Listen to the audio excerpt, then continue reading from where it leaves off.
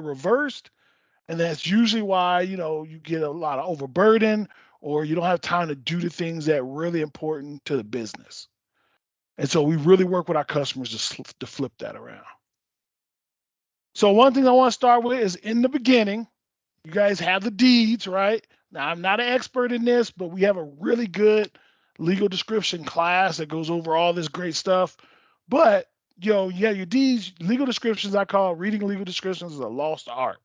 Like you have to know how to do that. And a lot of folks that come out of college nowadays have never seen a deed real and they've never read legal descriptions. So it can be very painful sometimes to be able to do that really well.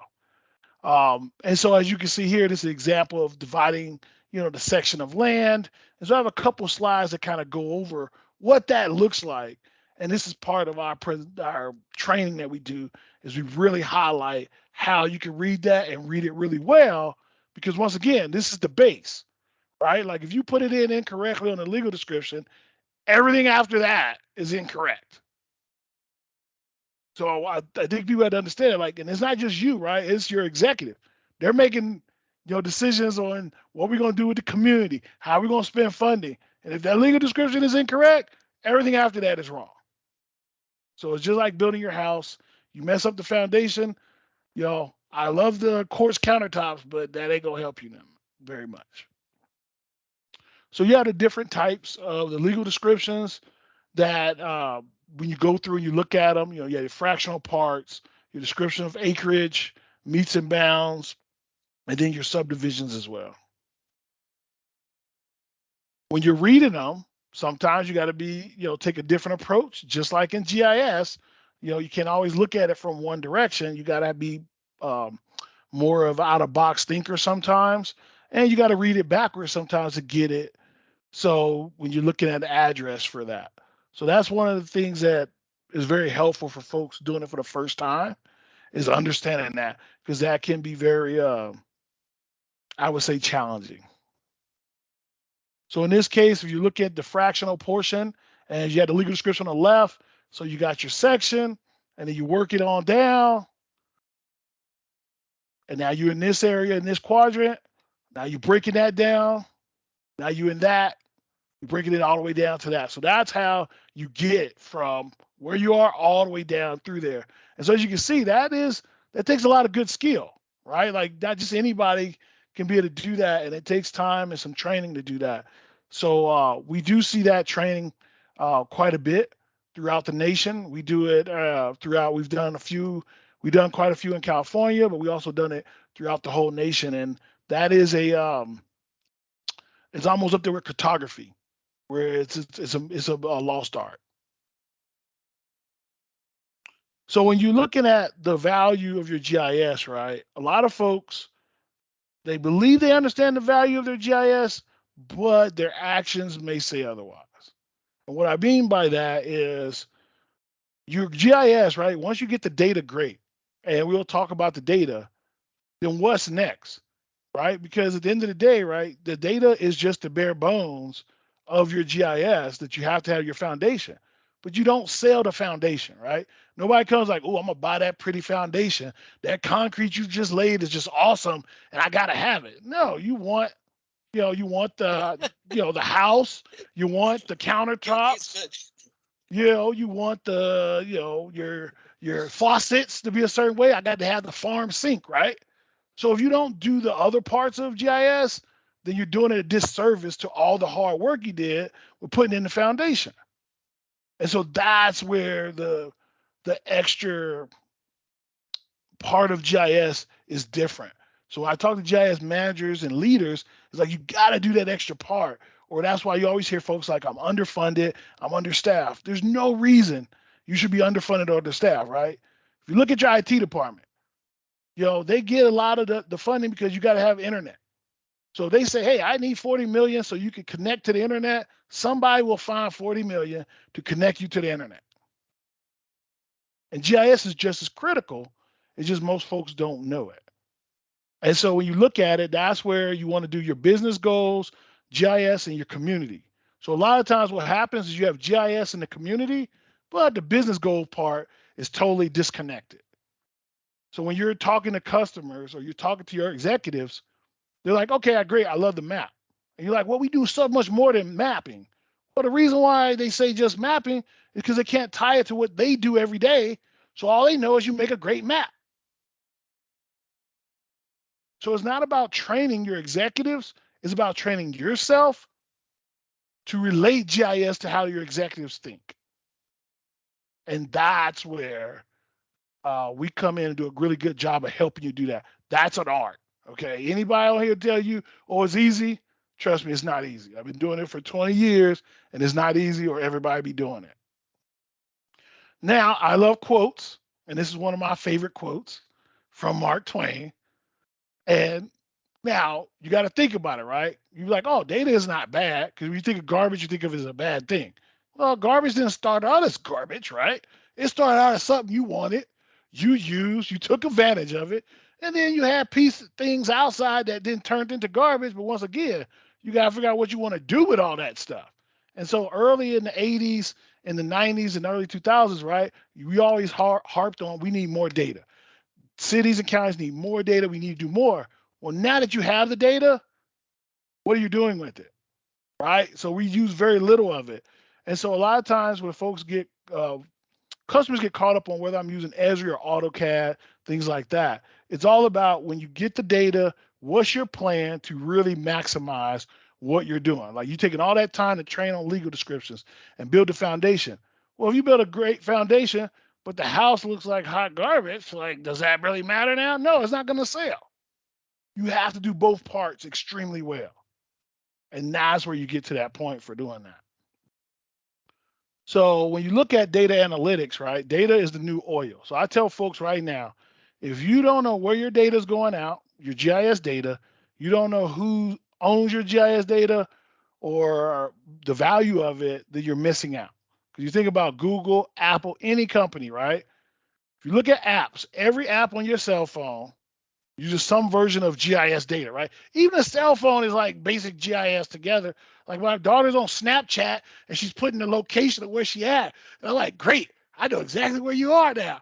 And you're there sharing it, this and that, but everything is based on the GPS, right? If you turned off the GPS on your cell phone, like none of the apps would work. So that means GIS is a part of that in their daily lives for doing that. And so when you look at the analysis that you may do in your department, like once you get that foundation, are you doing analysis? Think about it, 70% of your enterprise GIS data goes unused for analytics. Now, how is that possible if your executives are making business decisions based on data? Okay, so you got to make sure that you having that linkage to that and you're taking advantage of it. And then when you look at these things, data analytics, I'll show some of that right now. You got your data fabric. In our case, it's parcel fabric. Same situation. When they talk about number six, what they mean is making sure you're sharing that data amongst your different departments and utilizing it, and everybody's taking advantage of it. And I have some of that, and just analytics, right? All the analytics. When you're looking at finance, and they're talking about where they're spending the budget for the city and the county, right? They're looking at projects, city county projects. They have location, right? Oh, we're redoing this subdivision. We're redoing this street. We're going to redo this. Well, all that ties in where your grant money goes. So a lot of times we have a lot of great things where we got grant money to redo our data. And the next thing I would do is have dashboards to show how that money and redoing the data change your business. And not just, oh, we offer paper. But no, it took us 200 hours to do this last year. Now it takes us 50 hours. That is how many man hours did we save and how much money did we save?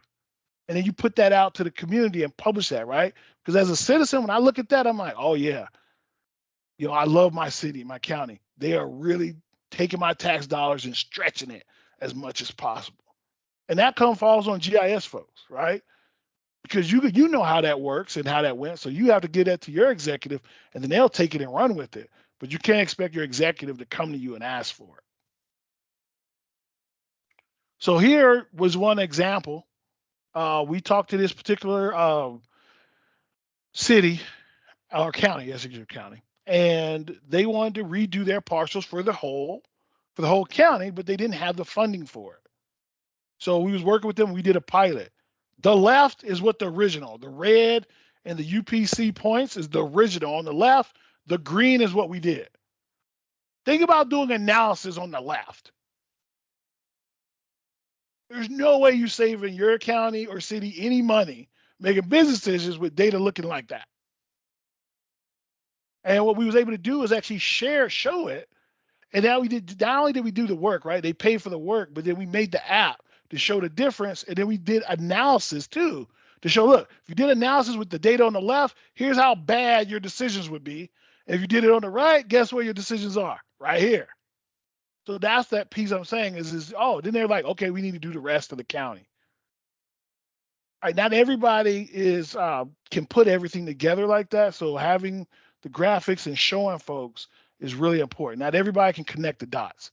And so that's what GIS helps. And our GIS leaders, we can help with that, right? Because we're very visual. So we can connect the dots a lot easier than a lot of our other customers. Also, once you get the great data, right? Now that county has the great data, what do I do next? Great. You're using Esri technology. Probably everybody on this call has some level of Esri licensing and technology. Esri has a great tool here for the business analysts, and you can do population trends and key indicators, right? So now you're getting that data you have, and I'll show you some other examples of this, but you get all this data in, now you can tie it to, okay, we're spending grant money in this part of your city. You have the parcels, how much is the land in that part of your county, and all this, you tie all this together. It's like, okay, the decision to spend grant money on the land and the population in this area, did that make the outcomes that we were expecting? So that's why it's so important when you guys put that great data in and you're maintaining it, that you could do all this connectivity to change. That's one of the things I love about GIS is you truly can change your county, your city on on a level that you could see it, you could feel it when you live there. And that's one of the beauties that I love about GIS, where you can't always say that, right, in other careers. Also, they have the tapestry data too about the neighborhoods. And this is important, right? Because think about it. When you decide to live in your neighborhood, did you do research before you bought that house? I know I did. I was like, let me look at the floodplain. I got to make sure I'm not going to flood. I'm not in a 100-year flood area. Or if I love that house that much, I'm going to pay 3 times as much for flood insurance. So I looked at that. Then I looked at, okay, what are the elementary schools like? Why? Because I've never seen a really nice home with really nice amenities in a bad school district or a bad elementary or neighborhood, right? Like you can't find it. If you find it, let me know, because that's the only one in the world. Pretty much all the houses that are great values are in areas that have good elementary schools, whether they're public or charter, like if it's a free charter or something like that, and good middle schools. High schools, it don't really matter as much, because by the time you get out of middle school, if you want to straight and narrow, you should stick that way in high school. So high school is more like college. But if you look at it, right, everything ties into that. And then I also looked at, sex offender data. I had young kids. So I want to make sure I wasn't living next to a apartment building that was for, sex offenders that get out of jail. Because they don't always tell you that. So I want to make sure. So I use all that GIS data, like, great. I like this neighborhood. And guess what? I want to be able to drive 5 minutes and get to a Starbucks and a Whole Foods, because my wife loves Whole Foods. Guess what? Those houses were expensive, but I had to buy it because that's what I wanted. And so that's where we got. Now, one of the things is, as you're doing the analysis with your data, we did this for another county where they want to look at their data now, right? A lot of us like to produce, if you look online, you'll see PDFs of raw data or text files. And I always tell folks, giving out maps and dashboards.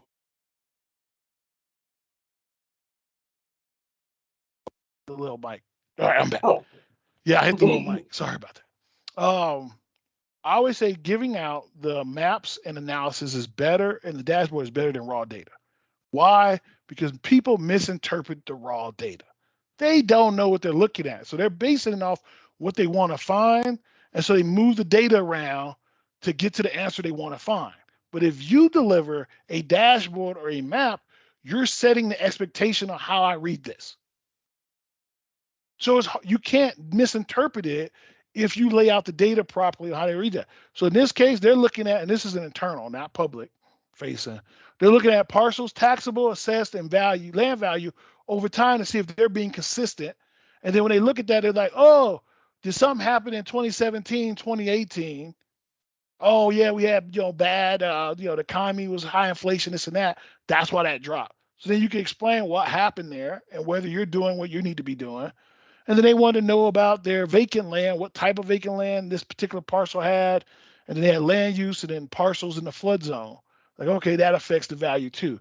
So this is what they want to look at to help them make their business decisions on how they want to change their data. And this is what we were able to help them build to do that. And so that's what I tell folks all the time is when you put out raw data, you get way more questions. Everybody here, when you put out that Excel spreadsheet or that PDF every year with new data, how many phone calls do you get? Like, I don't know how to read this. I can't join this. What's going on? You put out the map or the dashboard, then it's more of they don't agree with it. And so that's always one good way to sure up phone calls as well and exchanges with your citizens. This particular one was a good one because internally, again, they wanted to do their sales data, and they had, as you can see, 3 or 4 years of sales data in this particular area, and so we wanted to do the total. As you zoom into the map, all the dashes changed. Now this is all in Esri, and they have access. You have access to this today. If you have Esri license, you have access. There is no cost to take advantage of this from an Esri standpoint. And then at the bottom, if you see in the middle, we had different tabs based on what they want to see with the sales data. And they want to see the land use also with the original sales data. And so when you look at it, we zoomed in. In this case, we clicked on Ocean Shores down here. When you click on that, then everything adjusted. And so we had the latest 2 years of data for that. Now over here, we have some owner information. That's why I kind of highlighted that out. Some folks, I didn't want to show that just because of the nature of it. But down here, you can see the trends over the few years for just the data that was part of that particular group. And then you can see the land use information, and you can see the highest land value of 7.9 million. Now that is my summer home, just let you know. So I'm in Arizona, and in my summer home, I go to that property. So also the other tabs on the bottom, we had neighborhood land price. So they wanted to see the difference in the neighborhoods, and then they also wanted to see any exemptions or improvements on the sales that they had based on that as well. So those are the things you can really do and dig in, right? Think about if you were trying to look at that on an Excel doc or a PDF doc, and then you got all this data, you're trying to read the numbers. After about 5 minutes of looking at raw data, I can't tell you if I just misconstrued stuff or whatever. And so this really helps with the dashboards, you taking advantage. So that's that piece of, okay, you got your foundation.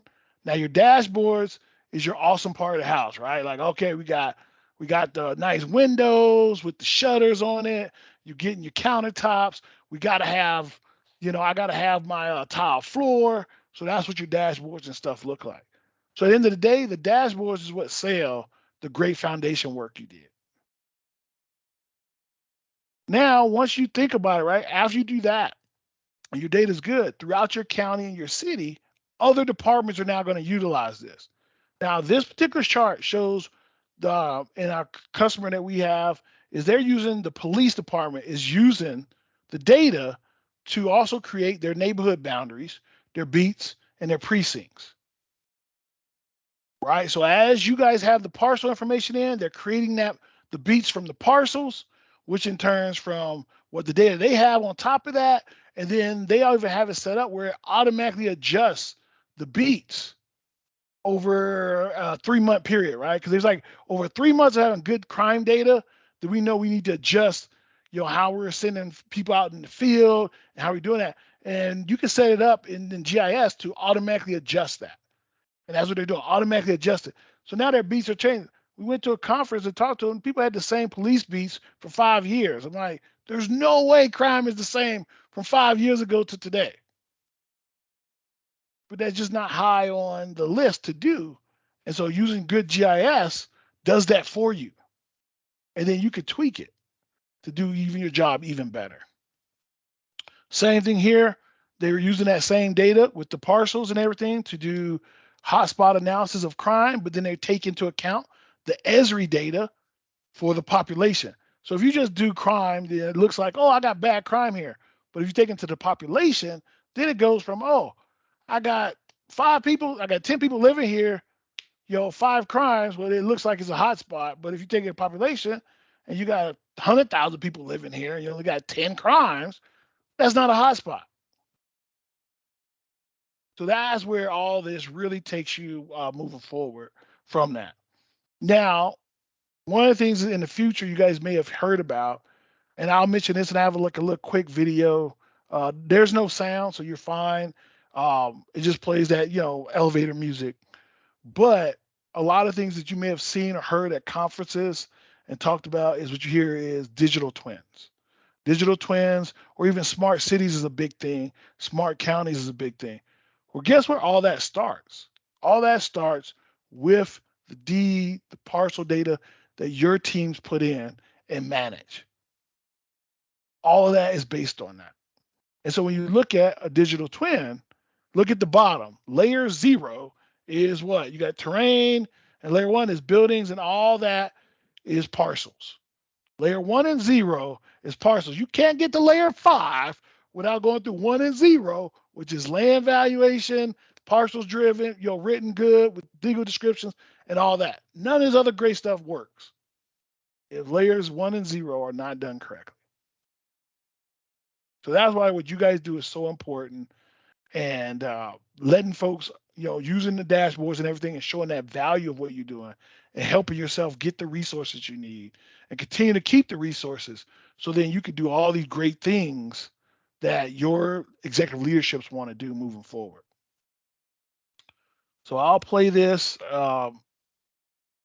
It's pretty cool. Like I said, it's just elevator music, but you can really see how they take everything that we do, parcels and stuff, and they're taking it. And everything you see here is the base, right? There's a base part that they start from, and they create the digital twins, and that's supposed to allow you to decide, okay, do I want to build a brand new 100?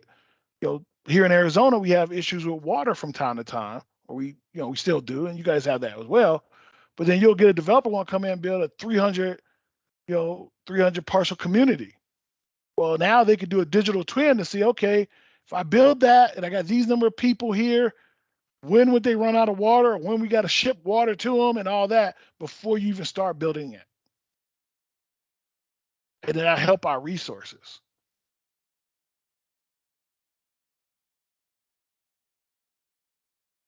And I'm just, it's funny for me because as people talk about it, like I remember when I first had a computer and it was dial up. So I know other people's like, oh, I never had it. Like my dad had the first cell phone that was the big old Motorola that was like this big in your face. And then I had a dial-up computer. We only had one. So it was like in our living room. And it would take forever. And so now I got a computer in my phone. And so when you see this, and you got people putting on the 3D goggles and they're doing this, like, dude, that's how it's moving. That's how the technology is changing, and we have to take advantage of it, so we can do our jobs even better.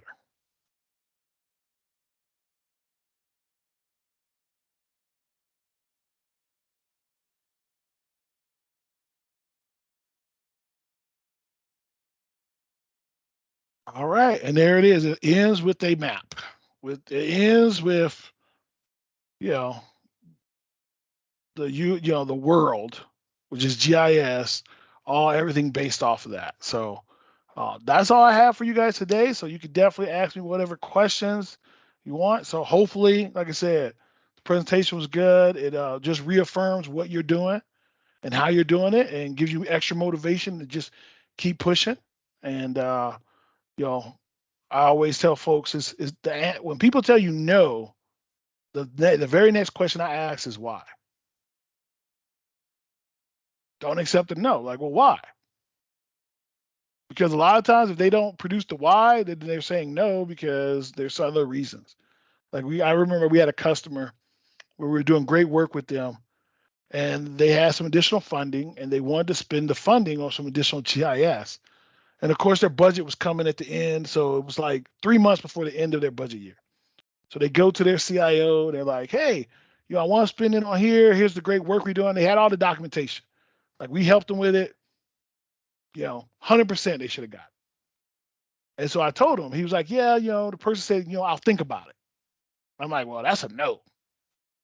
If you go in there and somebody said, "I'll think about it," it's like what my wife told me, "I'll think about it." I'm like, I know that's a no. So I asked him, like, "Well, did you ask them why?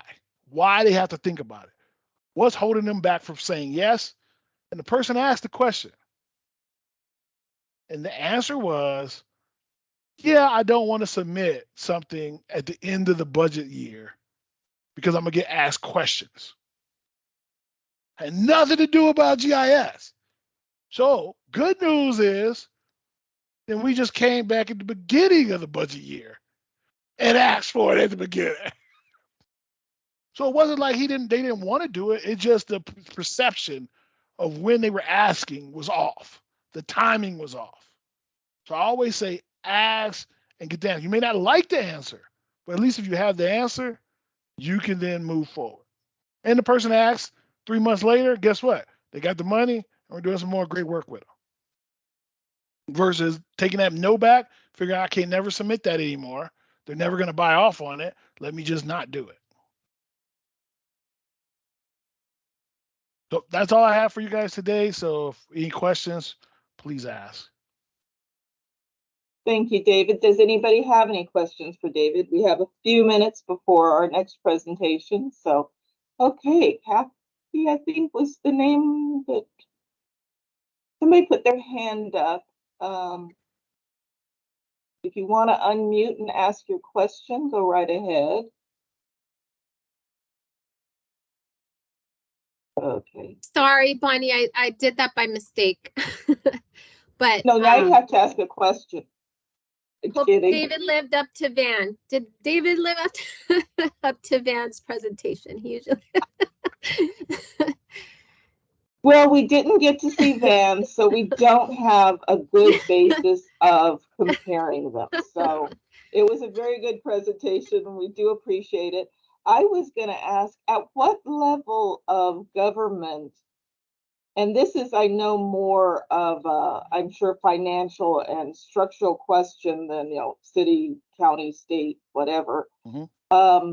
Do you feel like the digital twins are starting to be used? I mean, obviously, Madera County and the city of Chicago are not, in the same ballpark, but where are you seeing that used? Where I see it really being used now is the cities, especially in the planning and development departments. And if the county has that, that's where I see it. Because a lot of times, right, somebody wants to build a skyscraper or some huge complex on something, a piece of land, and they want to know, like, okay, can we support the maintenance, the infrastructure, all that? And so that's where I see it happening the most right now, is in that aspect. We actually working with a city now to do a pilot of such an example, because they want to, like, okay, and the thing is then we're going to go back to that data, right? We're going to go back to that financial data foundation, and be like, oh, guess what? This would actually be great if you had this piece of data, which you don't have, or we got to update that. And so that's where we run into that. And are there like stages of developing that? I mean, obviously having a full GIS system to start with, but are like those layers that you showed kind of the steps you would go through? And the next thing I think up was infrastructure. So if you had that in your GIS, would that also be kind of the basic roadmap to develop a digital twin? Yes, I would say yes. Now, one of the good news is most cities and counties have like 80% of it already. It's just disparate, right? Like your utilities group, right, with sewer and water, they have a GIS, but they don't share it with anybody else. Or they don't want to share it. And so a lot of times when you're going to do it, that's where you're going to get, or they're struggling. Like, oh, we have it, but not all this is good because we haven't got past this part of maintaining it. So we don't want to share it because we know it's bad. And I'm like, well, that's the perfect time to share it. Like, if everybody in the group knows this data needs to be updated, now we can all go together and get resources for you to now maintain that because we all want to use it. And so sometimes, a group going together is way more effective than just one person trying to haul that rock up the hill. Okay, are there any other questions? Okay, then thank you, David. Right. And thank you guys for having me today. And our next presenter is Brandon Harris. So I'll give him a couple of minutes to get on the dais, so to speak, our digital dais.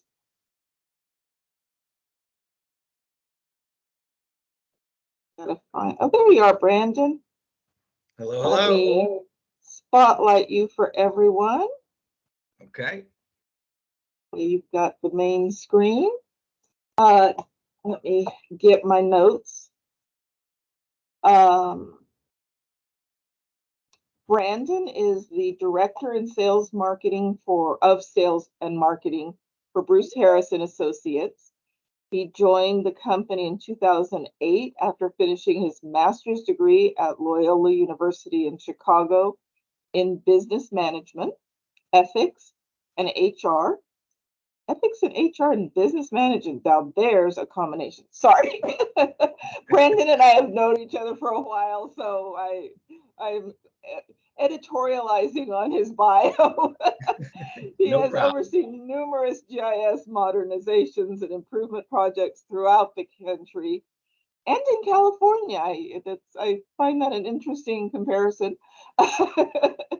He also teaches continuing education classes for cadastral mappers in Florida and Illinois.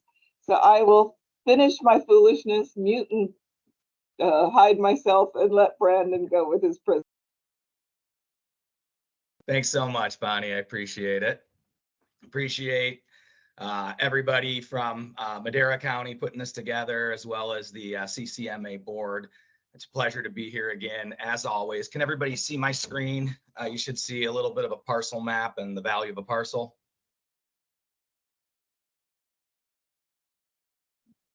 Okay. That's a yes. Great. All right. So yeah, I'm happy to be here. I really appreciate and enjoy this organization. So when I was asked or approached about presenting here, I had two ideas for presentations, and one of them was kind of transitioning to pro and talking about the deprecation of ArcMap, et cetera. And then the other one is this value of a parcel. And last year I taught or did a presentation on a course I teach in legal descriptions in a crash course, and that seemed to go over really well. So I thought that the value of a parcel would be a little more fun. I know we've gotten a lot of pro information over the last few years, and so you guys are probably a little inundated with that, and I thought this might be fun. And I also, Sidwell switched up and was going to do pro, so I thought this would complement well, but David actually really touched on a lot of things that complement into what I'm going to be talking about and going to expand upon. So I think it actually worked out really well that he did the presentation he did. So without further ado, I'll kind of get started. We're going to look at the value of a parcel and the intrinsic value of a parcel. And one thing that I think, and I always get nervous before these presentations, and if I'm being honest, because I'm always like, I'm coming here and these are all mappers, right? And I'm talking about parcels, or when I do legal descriptions courses. But what I find is that there's always a need for this refreshing. There's always new staff coming in, and especially right now in the world we live in, we're seeing a generation of institutional knowledge that's retiring. We're seeing this remote work happening in the post-pandemic kind of effect that has really shuffled the workforce, and across the country, everywhere I go, I'm seeing challenges with staff and bringing in mappers. We don't get as many people that come out of school with drafting skills as we used to. It's a lot of people are wanting to do the modeling and the fun, GIS, bells and whistles, rather than getting in and doing the mapping work. And so it's harder for people to hold this staff and to get it. And I think that's lent to a lot of need for training and to refresh these concepts and even come back to this basic about the value of a parcel. And one of the things that this really jumped out to me as an interesting presentation is because, even our staff that does production work, I know that sometimes as a mapper, we can be sitting there and we're looking at this isolated, drawing, or this one piece of the GIS that we're going in and merging or changing a boundary. And it seems kind of monotonous and can feel like, we're just off in this world doing this. But it's important to understand the impact of this work that you guys do, that the mappers do, is tremendously valuable and is the backbone of our economy. It really is. And we're going to get into that and talk about that. So I think, that's really where this presentation is going to go. We're going to look at the value of a parcel, both as a representation and as a data set.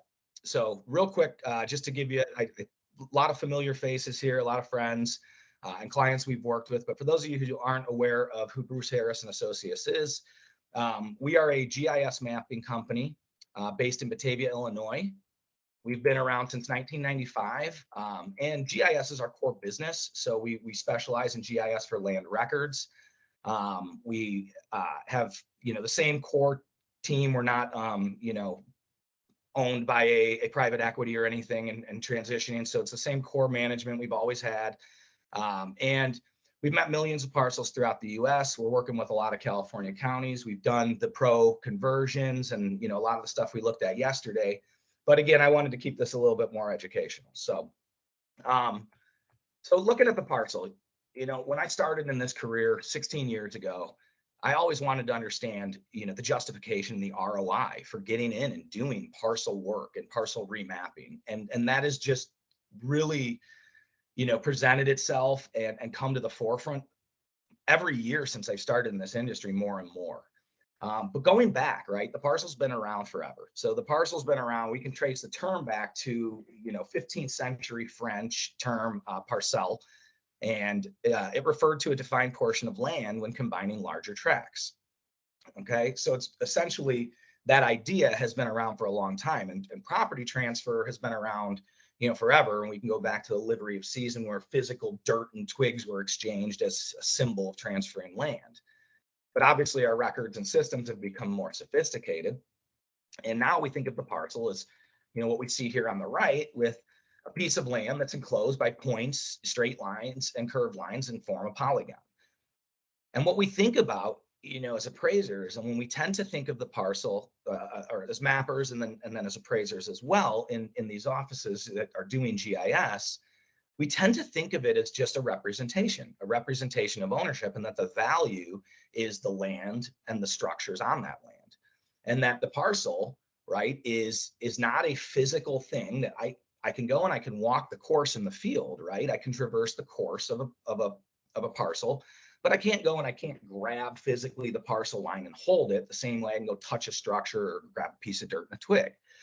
So we don't, it's an abstract value and it's a representation. So we have a harder time placing value on things that are abstract. And we tend to think of the value as just the value is the land, and then we're representing that through the parcel. I've gone into offices, and when I started, I remember, sometimes in assessment offices, there was a mentality of, well, all we need to do is produce a tax roll. We don't care if it's super accurate. Or, when the discussion comes about, hey, all these other departments benefit off this parcel data, being more accurate can really help. There was kind of an attitude of, who cares? It's, we're here. This is our constitutional office, and we're gonna, create a tax roll, and that's all we need to do. But in recent years, we've seen parcel has become so much more than that. And it's so much more than just a representation of value.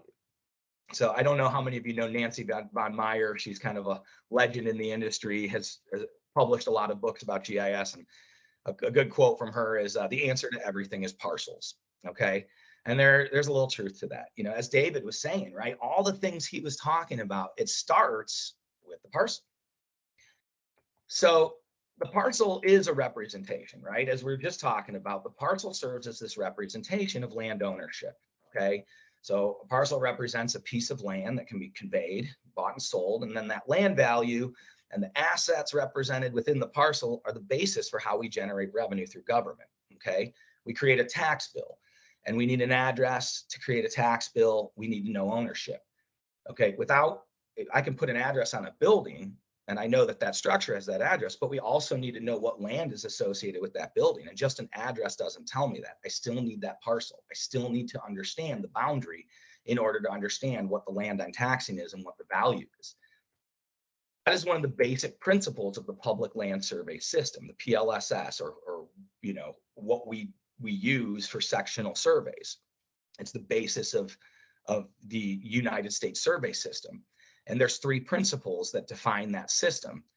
It must be mathematically consistent throughout the entire public domain. It must be a standard unit, which is the township. And then the other one is that it must be surveyed before it's conveyed. Because the idea is we can't sell something, we can't start without understanding what those boundaries are, right? Legal disputes and complete chaos if we just said you get 10 acres over here. We have to understand exactly what that is. So that representation of what that ownership is the basis for then how we create an address and then create taxes, right? Our school district, our property taxes, all those things rely on the parcel. And so in order to even generate the property taxes and the biggest revenue that government has, we have to have that parcel to understand how that's getting allocated. But it's not just the county taxes, right? Our utilities, we have to know where ownership starts, where private and public starts and ends, right? And then utilities, location-based services, everything that needs to be done to send a bill is reliant upon that parcel data as the basis, right? It all starts with recording a legal description and creating that parcel. So the representation of the parcel itself is extremely valuable. It's extremely valuable in the sense that without that understanding in that parcel to represent ownership, we really can't generate funds and fees. Okay, so that's as a representation. But then we got to look at the value in the data. So as an individual parcel, we create ownership, we represent that ownership, and we create that basis for fee generation. But when we put the collection of parcels together, we now have a data set, and we have the parcel map, and that unleashes a completely different set of value. The parcel map serves as one of the driving agents for all government activity, right? It's the infrastructure that connects the entire county. I remember when I started in GIS, people would ask me, what the heck is GIS? What is cadastral mapping, right? I used to joke with professionals in the industry that nobody knows what we do. And I think David mentioned that in his presentation. Now everything on your phone is using GIS. Any average person I talk to that has no government experience or GIS experience has a little bit more of an understanding these days of what it is than 15 years ago when I would ask, or 20 years ago. And now it's mission critical. We see that it's the base, it's the foundation, it's driving decisions, it's helping the entire organization make decisions. So that data has critical value. And it's hard to quantify that value. But I want to look at examples and talk about how we see that value being not quantified, but that value being recognized and realized throughout the public and our organizations. One of the biggest values is this, the data set, and the data is created really, one time and then maintained. But it's used over and over and over and over again to solve business solutions. And think beyond GIS. Every single day, business solutions, your data that you create is being consumed and used for that. I'm going to keep this presentation focused more on local government and public, right? But even when we think about the state and federal agencies, your data is packaged and sent up to the state or sent to the federal agencies. And that data is used to make decisions, grants, funding, emergency management. There's huge value in that. The state and federal agencies do not have the local data, right? So those legislators and decision makers rely on this information to make decisions based on fact, not assumption. And they need that data. That data has implications on how funds are allocated, how the DOR allocates funding back to the counties, all these different things. Highway departments, right? Federal highways are a big part, but all the tributaries, all the other pieces that connect, they need that local data for to make decisions, to spend money wisely. That data is invaluable to all, we're talking federal and state government, and they rely on it. And we're going to kind of focus on local, but the value goes way beyond your office. And this is a quote I heard. I was talking to somebody, a client of mine out of Ohio, actually. But he was like, Brandon, we don't milk the cow anymore and sow the wheat. We go to the store. We're using products that the work's done for us, and then we just get to consume it. Well, that's basically what parcel mappers are doing. You are the farmers doing the work, right? And then that is consumed by so many people and professionals. They can take your data off the shelf and use it to solve business solutions and satiate their needs of everyday business needs, just like we do when we go to the store and the work is done by the farmers, right? But we're not actually going out anymore and milking the cows. It's the evolution of this, but what we're doing on that level is feeding all this business, the backbone of our economy. And we're gonna get into that. So we're doing a project right now.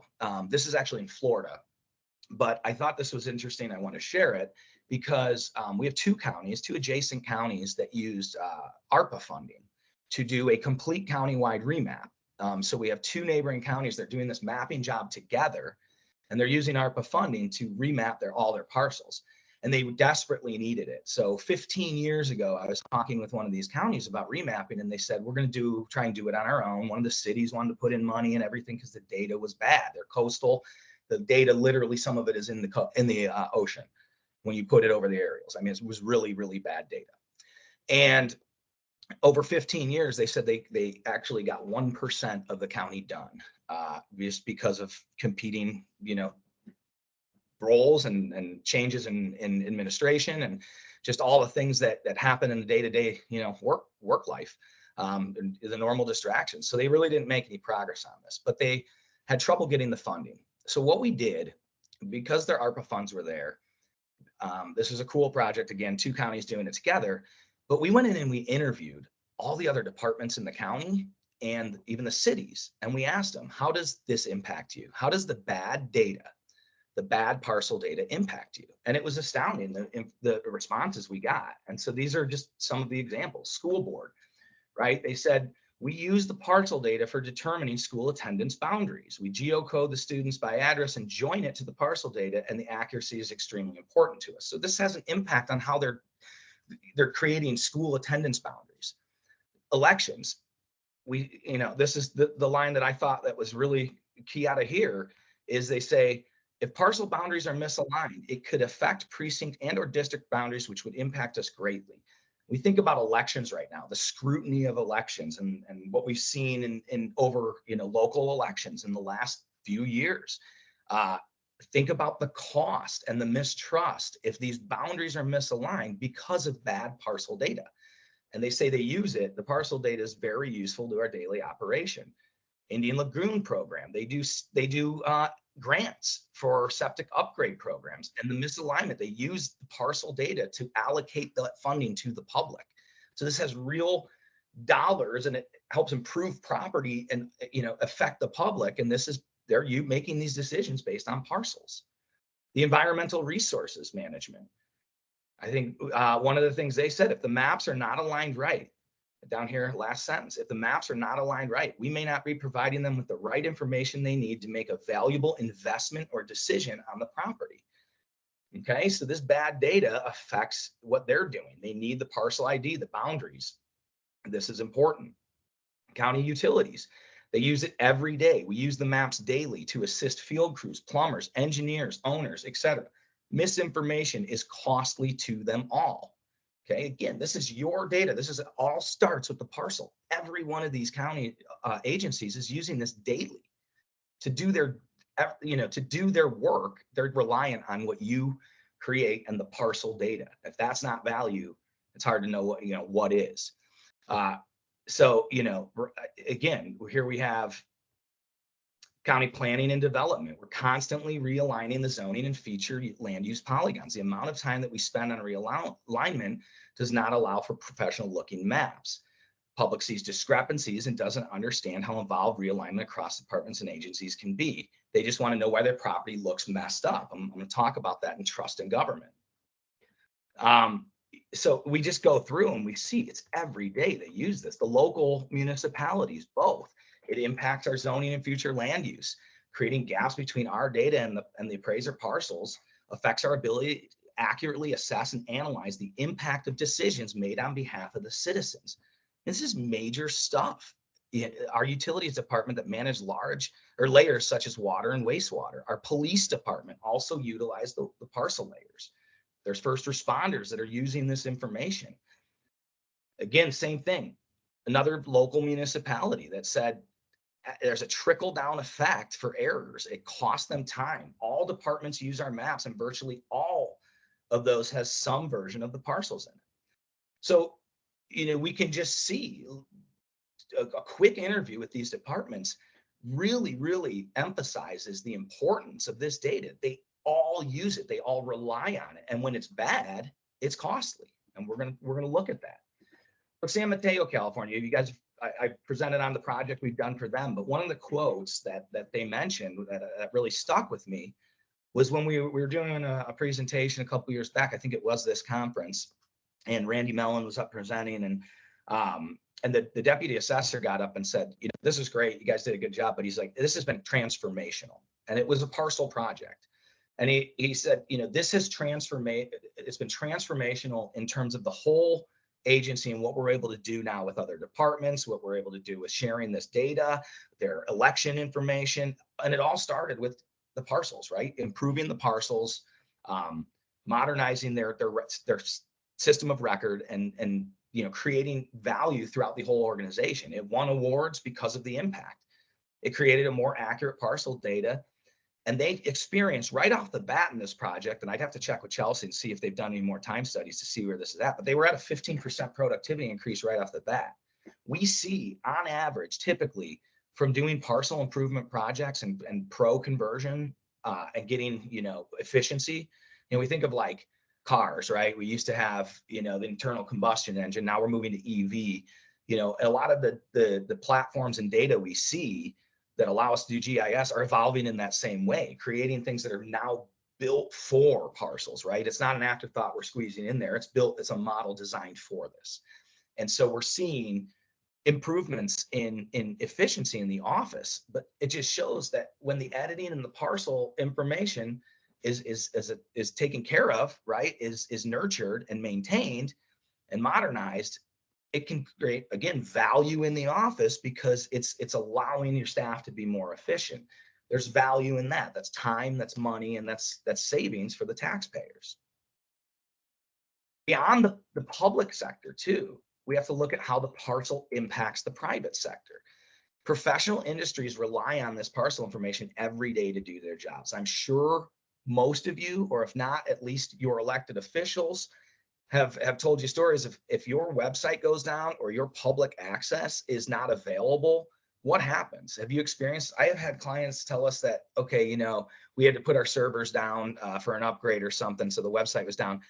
I remember one client of mine said she was at the doctor's office and somebody stopped her, the supermarket, calling constantly. It's like these industries come to their knees. I used to call it finance, insurance, and real estate were the heavy hitters of these GIS websites.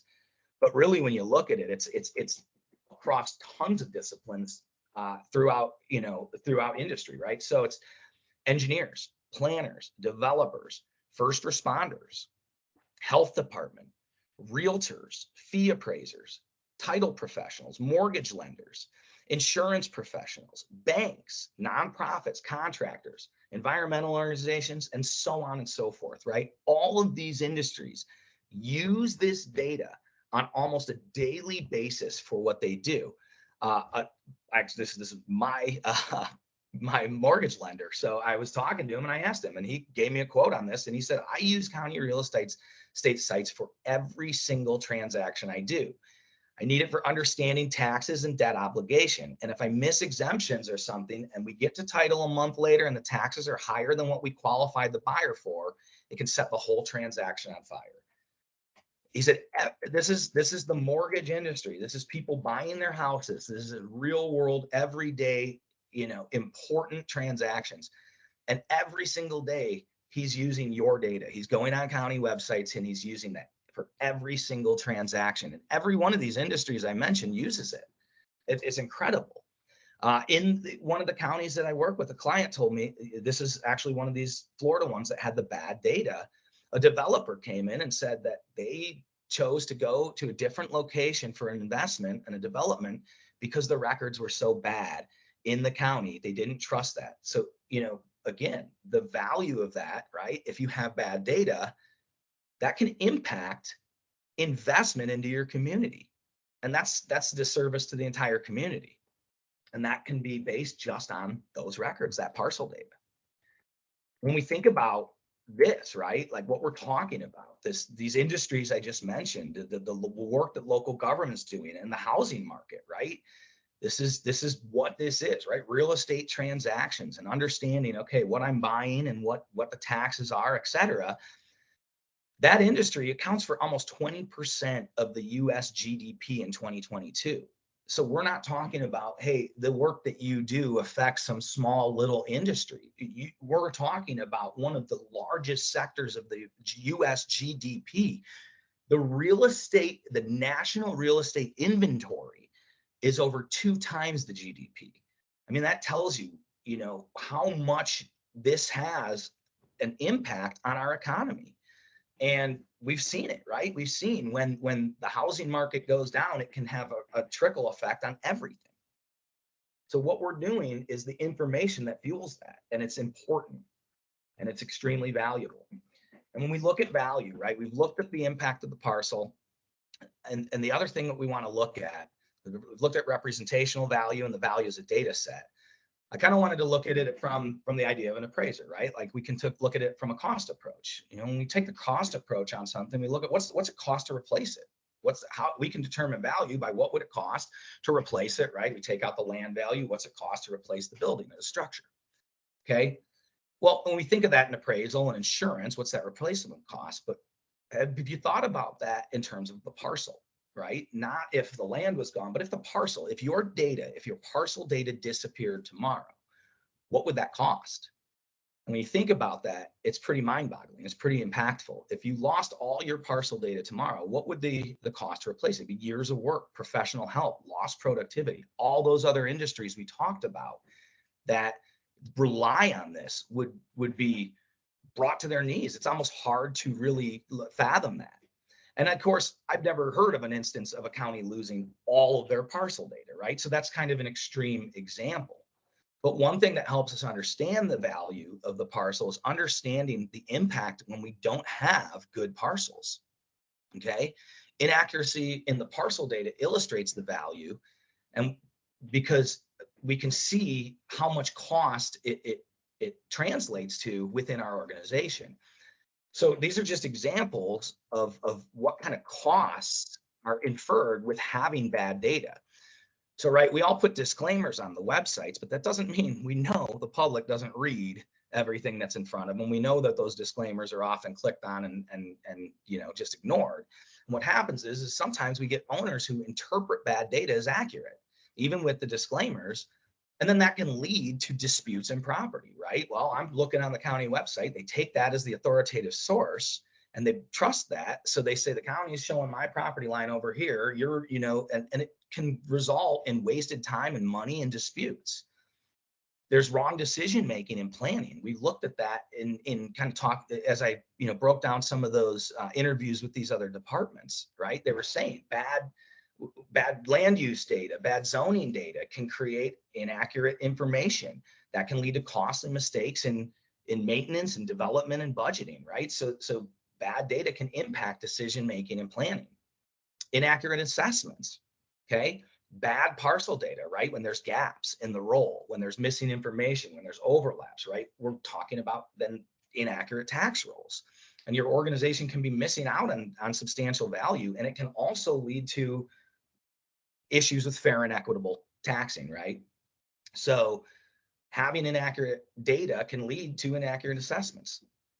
Tax code alignment, incorrect boundaries. That was one of the things that was an example in what these departments were talking about. Incorrect boundaries can result in incorrect allocation of funding, revenue collection. I know a specific example of a county that had that we did a project with, and they were doing another project at the same time, cleaning up their address information. But it started with parcels. They had to clean up parcels. Once they cleaned up parcels, they cleaned up their addressing. And what they found was that they had all these addresses that were not within the city limits, but were drawn and their maps are wrong. So they were taxing them with city, they were unincorporated and they were being taxed with city taxes. So they were paying for school districts they didn't have access to. They were paying for all these things that were just inaccurate. Even streetlights, roads, right? Private versus public. If that information's not correct, that can result in misallocation of funds, and that can add up. The other thing is building on bad data. If we're adding new good data or more bad data, it causes further confusion, more work, and higher costs in the long run. Now, these last two, I think, are two of the biggest ones. Public trust, right? We understand. I truly believe that government are some of the most passionate and hardworking employees I've ever met. But there is this perception by the general public that government isn't efficient, that government doesn't work hard. And there's this lack of trust. And especially, we've seen that, kind of this anti-establishment attitude growing in the last, decade. So when you don't have accurate data and, somebody goes on your website and the data doesn't look right, or your parcels are misaligned, or whatever it is, and your data is not reliable, then the public starts losing trust, and that can damage the organization's reputation. That can even ultimately lead to, a turnover in elected officials and administration. And there's a huge turnover cost to that too, to the public, if it's not necessary. So, public trust, right? That's the whole point of transparency. That's the whole point of fair and equitable. It's to gain public trust. And the minute one citizen says, I'm not being taxed the same as my neighbor, right, the whole system starts breaking down. And that's the whole point of having good information. And these records and these parcels are like David said, that's the foundation, right? It starts there. Emergency response times is another one. And this can be tragic. I know an example, and this is a real world example. There was a county that had two street names, one on the south side of the county and one on the north side of the county. And the streets were, one was Boulevard and one was, Avenue, whatever it might have been. And they had bad data. And when they deployed the emergency responders, they went to the wrong address on the south side of the county. And by the time they got to the correct address, it was too late, and it cost a life. And, that's an extreme example, but bad data. Think about, when emergency responders want to get to a parcel and want to understand, how to access it, where they can get in, all that, right? They're using the maps. And if that data isn't representative or correct, they can make wrong decisions that can have very, real world consequences. So again, your data, I use the analogy of a car. It's like a car. Okay. If I have an unreliable car, that car doesn't have much value. I'm constantly spending more money to maintain it. I can't trust it to get me to do its primary purpose and to get me from point A to point B. And when I go to sell it, nobody wants to buy it because it doesn't have value, right? There's no value in that. But if I maintain my car and I take care of it and I nurture it, just like maintaining your data and doing the things that you need to do and improving it, and you keep value and it's reliable, then it has value. You can sell that car. It has value to the next person. It does its job for you and takes you where you need to go. And it's less expensive to maintain. I look at data a lot like that, right? The value is if you have unreliable and there's no value in it, you're not getting the value out of it and your constituents aren't. The other thing too to look at is the income approach, right? It's essentially a $1 billion industry that exists from your parcel data. Okay, so, and I'm using these terms loosely, but, if we look at it, what's it worth? What's the profitability? Well, your data set, just that. Think about CoStar, CoreLogic, These huge companies that just take that data. Now they merge it with some other data, but again, your data is that foundation. They take that parcel data. CoStar is worth almost $40 billion. CoreLogic, $6 billion. These are huge companies. If you ever looked at the closing fee on your real estate, you see you're paying fees for this data. It's pretty incredible. They're, you know, and this profit. Now, Parcel Quest, I believe they're here. They also, you know, understand the value of this data. But what Parcel Quest does that is awesome is they give some of that back to the local jurisdiction.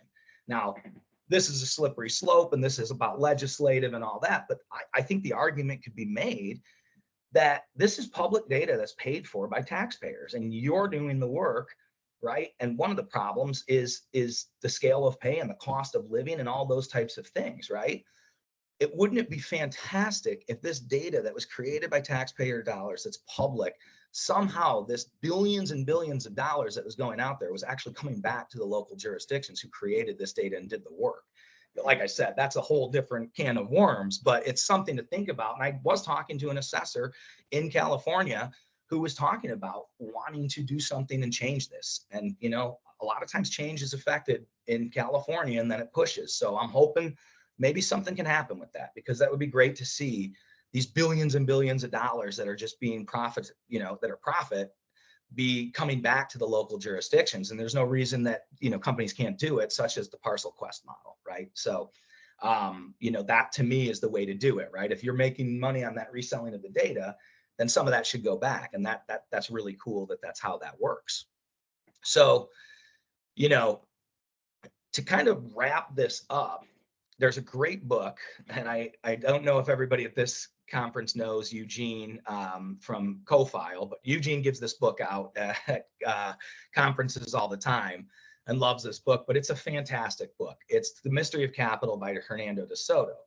And the argument, the basis of this book, the primary argument is that countries where capitalism has failed and whereas it has succeeded is basically based on property records. That's the difference between where, you know, economies like the US thrive and countries like Egypt that try and implement capitalism have, you know, not failed, but have struggled, right?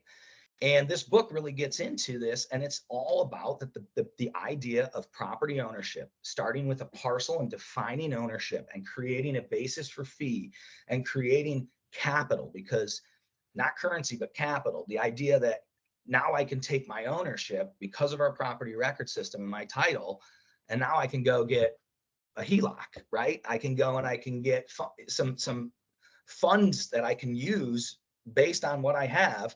And now I can put that into a business. I can, you know, start a company. I can use that capital for production. And that all starts with our property record system. And the examples he gives is like all these different countries. So, you know, he uses the Philippines, he uses, there's a bunch of countries they look at, but they go through and they say, how many points and how many steps are there to get ownership in these countries? And it's mind-boggling. Some of these, it takes 15 years to actually get title, with hundreds and hundreds of steps through dozens of different agencies and government. And then even when you get it, you don't really know that it's that solid. And the fact that we have this property record system that starts with the parcel is the backbone for why our economy is successful and why we are a first world thriving nation. You know, with when we talked about the GDP, the parcel is the backbone of capitalism. It's the backbone of US prosperity. I truly believe that. I know that sounds like I'm making a stretch, but it would, you know, but it is the backbone. And without that parcel, without the work that you do every single day, all these industries, all these other departments within the county, within the state, within the federal agencies, within the private sector, would have to redesign how they're doing their work. They rely, and they need that information. And that's what we do. And I think at the end of the day, you know, what part of this presentation is to make sure that everybody sees the value in the work we do, because it's important, and it's important to know that we're making a real world impact with this data. So with that, I'll wrap it up. I think I was supposed to be finished at 11:50, so we're right there. I'll open it up for questions that anybody has. Thanks, Brandon. Does anybody have a question? I guess we all agree with you. Denise did make one comment about their business structure. She said, I would like to add that ParcelQuest maintains its own base maps. We do not just go gather what is available for free from the county websites and just republish.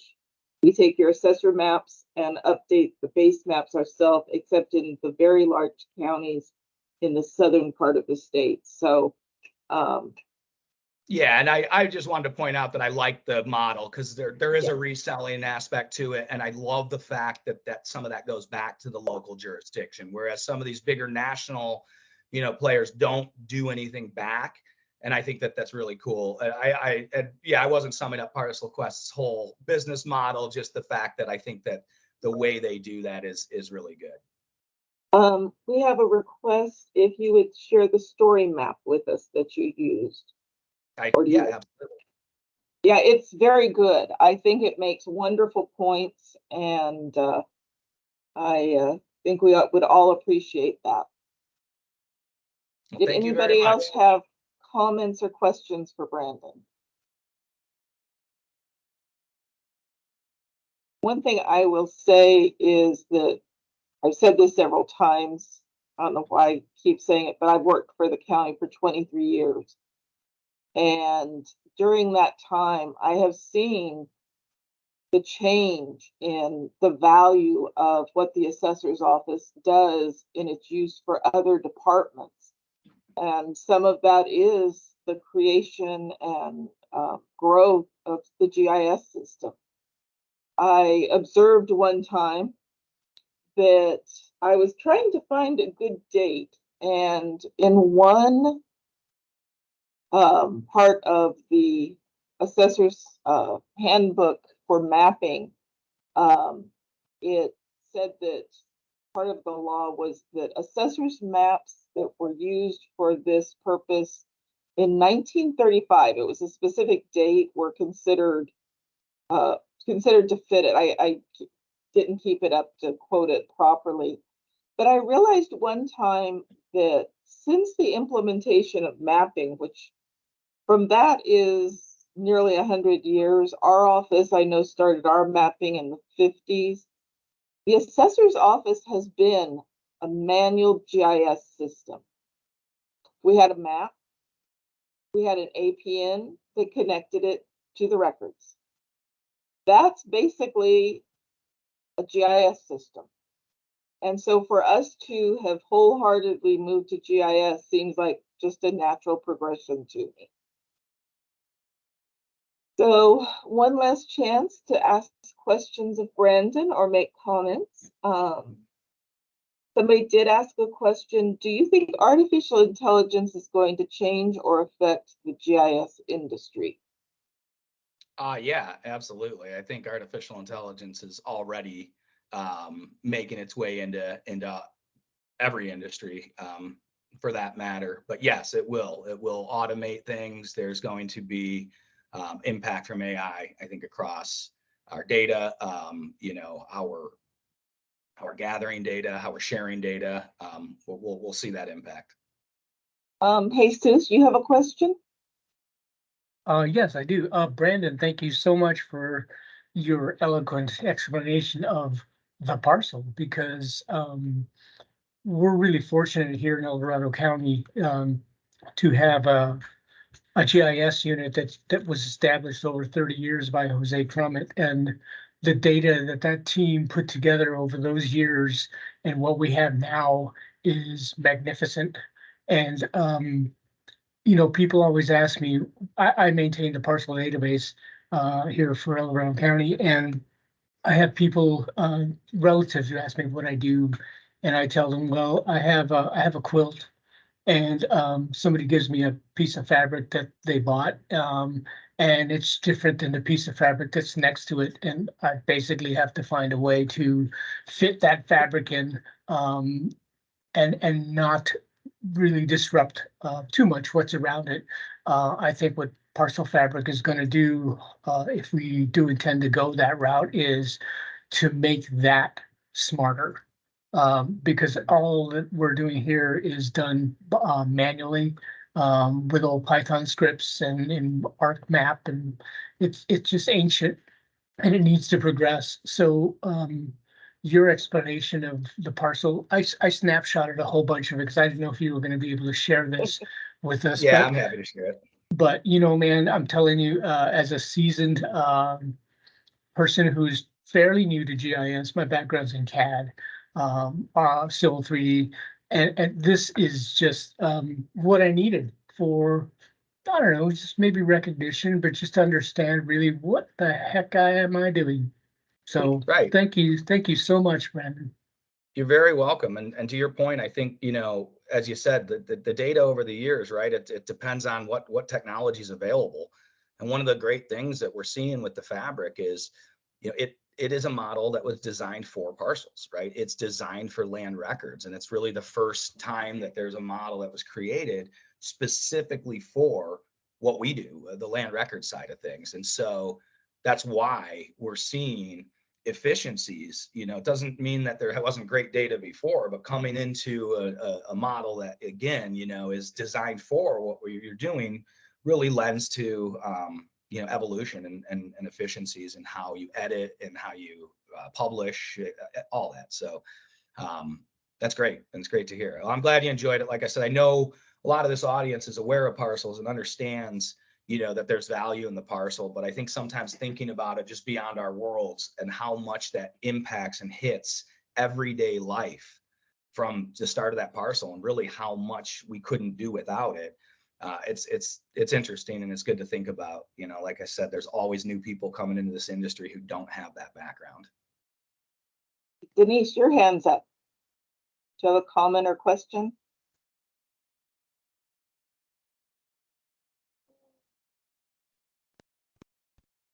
Denise? Sorry, I'm muted and blabbing away over here. I just wanted to tell Brandon I appreciate what you said about Parcel Quest. I wasn't picking on you. I know there's those other organizations that just go and take your work, you mappers, and just, you know, publish it and, you know, do anything to it. And we don't do that because of the relationship we have with you and your maps, and they're important to us. And so we try to emulate what you do rather than just taking your work and making money off it. Yeah. And I was emphasizing that I think your model is good. Like I do like that. So, but it's just, you know, it is interesting to see how much this data can be, you know, reused, subscribed, and everything, you know, beyond its initial purpose. So it's, you know, that is pretty interesting to look at and see how much revenue is made out there off of county data. We had not increased our fee for getting our assessment roll, which includes all the property characteristics and everything, I think, since I've worked here. So it's been a little while, and we increased it this year, and some people didn't quite like that, but it's realistic, and it really is something that I think, like you said, people should recognize. We do this from our public or our population's revenue taxes to create it to help them, not to give to somebody else to make money. Which some people have argued that it should be for that, but if you don't live in the county, you're not going to make a very good one. A couple of more comments on the chat. Great presentation, Brandon. This is from Alex. Your presentation highlights the value of GIS parcels in a way that non-GIS professionals can understand. The value to internal documents and external public stakeholder cannot be overstated. And then Carol said, Brandon, I thought today's format of parcels came out of farming land in Europe. So So to an that- extent, yeah. But you know, so the meets and bounds and occupational kind of parcels did that system kind of came over from European settlers. But then once you know, America was founded, the public land survey system, it did take some ideas from you know, European systems, but that was a new system created by our founding fathers. Thomas Jefferson was extremely involved, and then that was laid out as the you know, the format for the entire public domain once America claimed its independence. So we did come up with our own kind of survey system for dividing and selling the land in the United States, and that's where that basis of it has to be surveyed before it's conveyed. But yeah, you know, you are right. I mean, everything in some extent you can trace back to the European feudal and farming, you know, systems. So there's a lot that is taken, you know, even in Illinois, one of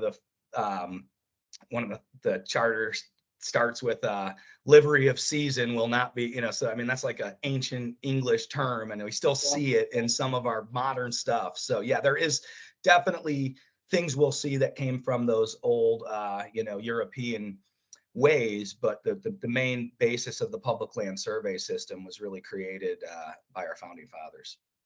and a lot of them in Europe, the king or the prince or whoever the king and prince gave it to owned it.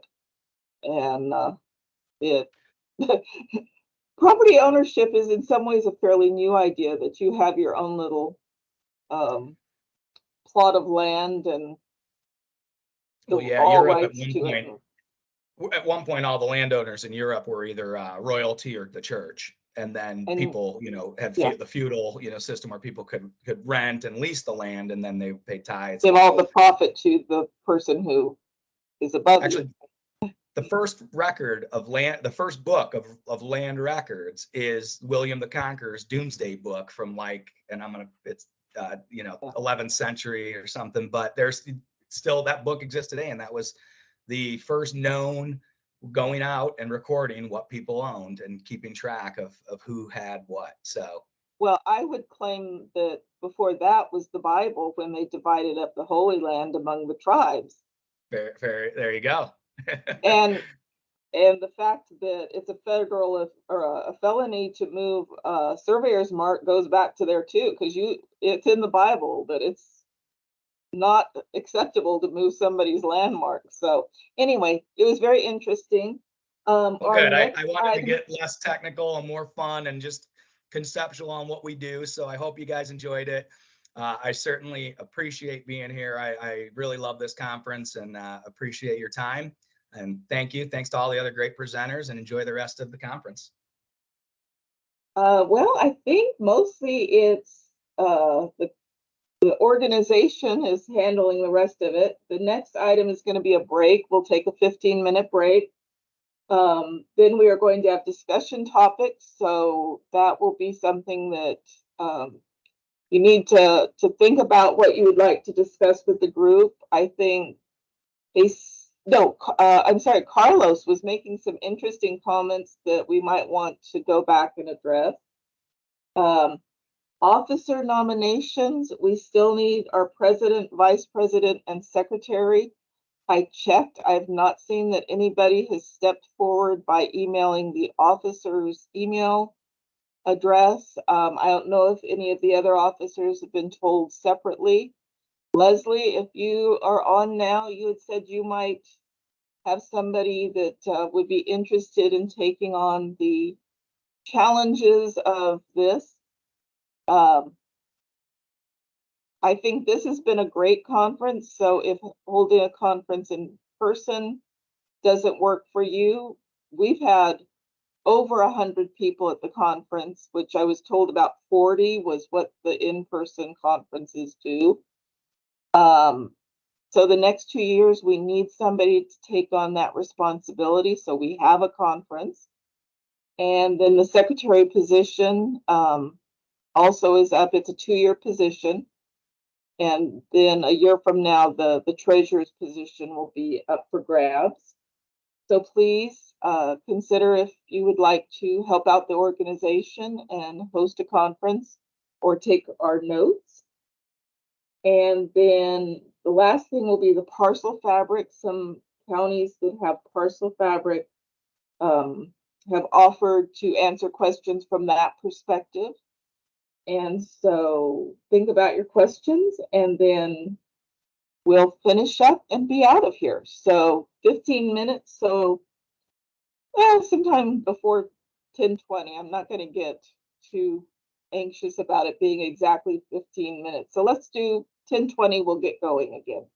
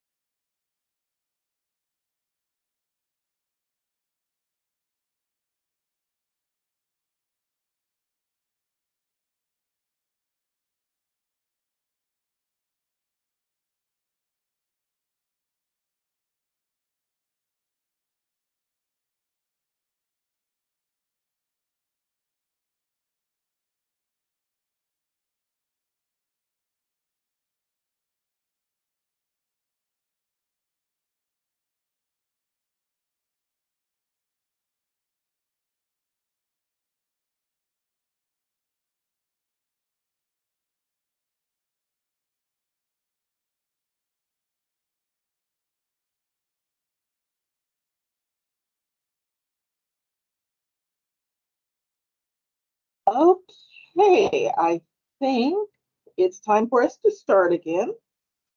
As I said before, the next item on our agenda are discussion topics from the members. And we have one that has been, sorry, I'm having to get it up. We have a topic that has been introduced. And once I get my email open, I will let you know what it is.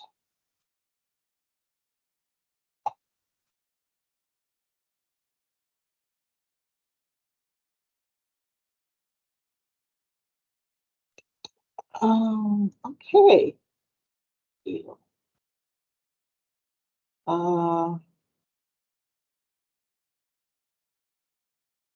Okay. From several counties, they are interested in discussing transition from AutoCAD mapping to GIS. It's San Diego Yuga. Okay. Yuba, San Joaquin, Yolo, Sonoma, Imperial, and Mariposa. So I think that it would be a good idea if one or all of those counties would state kind of the emphasis of that discussion. Going from AutoCAD to GIS mapping is a big topic. And so if you would like to start the discussion with kind of where you're thinking, is it the practical matters? Is it the financial matters? Is it just, if they propose it, should I run screaming from the building, never to return? You know, what are your specific concerns?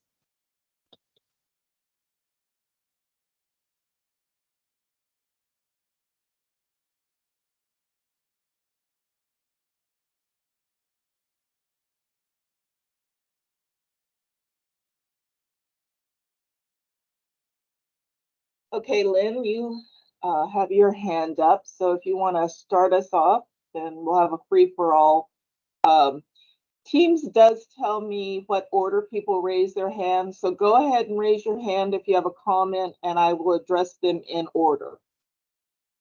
So basically, I want to share our experience from CAD to Puzzle Fabric. It's good to have Puzzle Fabric, but it's expensive. But if you you can just switch from CAD to GIS, use now it's ArcGIS Pro. So you can do manually, or you can hire a contractor to do the work. If you do manually, it depends. If you are because you're all in CAD. If you have enough staff, you can divide the area, and you don't have much puzzles.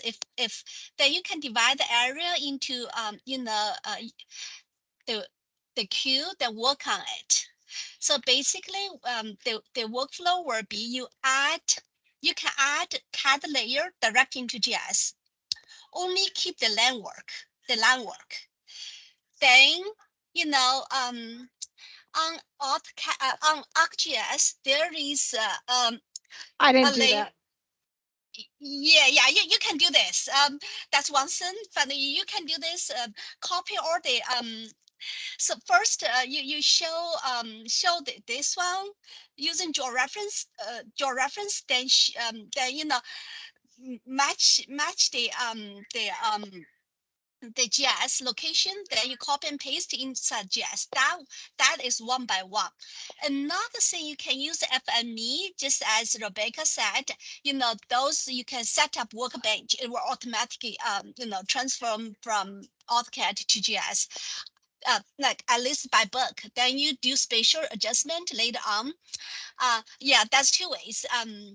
Let me know if you have any question. Thanks. Bye.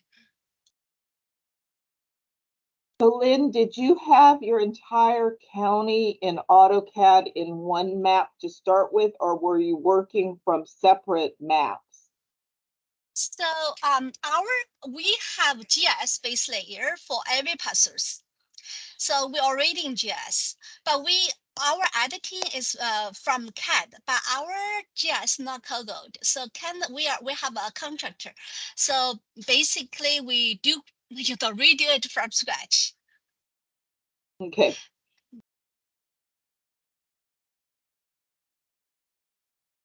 Some of the other counties that this was a topic you were interested in, and I'm blipping out which one you're from, Lynn. So it was San Diego, Yuba, San Joaquin, Yolo, Sonoma, Imperial, and Mariposa. Did any of you want to? Okay, there's somebody in chat. Yuba County Assessor's Office uses AutoCAD to update maps, and the IT department would use the AutoCAD lines to update GIS fabric layer. We are looking to transition out of AutoCAD to GIS only. What would be the process for the assessor's office? Sorry, she doesn't have, or he doesn't have a microphone. Any counties that have taken that process? I think my first question is the accuracy and just kind of about the GIS layer that the IT department is making. And are they going to keep up doing the work to update it, or are you going to take over the updating? So if anybody wants to weigh in, Diane. I was going to say, are they keeping it in a parcel fabric layer, or are they using just a layer? Because that's a big difference. Because if they already have it in a parcel fabric layer, then the next question would be, is it the old parcel fabric, or are they doing it in parcel fabric pro? Because whichever way they go, they would just need the training to know how to edit in GIS. Yeah, they're saying to update the GIS fabric layer. So you're right. The question is, what version of the fabric? If they've been doing it for a while, I would suspect, they said we use parcel fabric, that it's the older version. So if it is the older version, I would think the first, do you want to start building on that or transfer it to the newer version first? Yeah, I think if they were to start doing it, they'd want to make sure it's upgraded to pro before they train and go forward, because otherwise they're going to have to go through a whole nother set of training.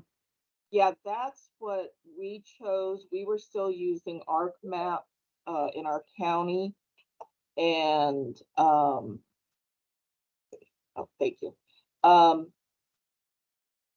We just went straight into pro. There was really no reason to go first through the stage of doing it in the old version, then having to do the transition. So that's a good point. IT just updated a year or two ago. I believe it that they use Pro now. So it sounds like they're to that point. Germina, I'm sorry, I was going to just ask Germina if they are using ArcGIS Pro at all, if they have any experience using GIS software.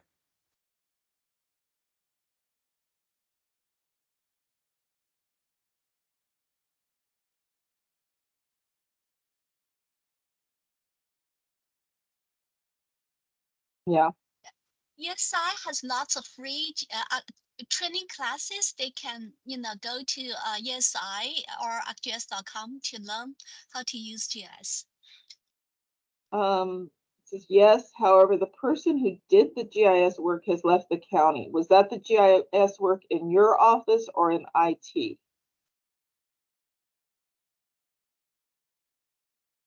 In IT. So you have no GIS people in your county?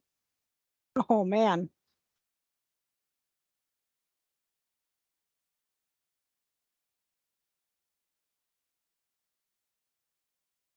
Because somebody needs to be keeping that parcel fabric up to date. Because I don't know, maybe your county doesn't have much development going on. I mean, I said we have two that are driving us crazy developing.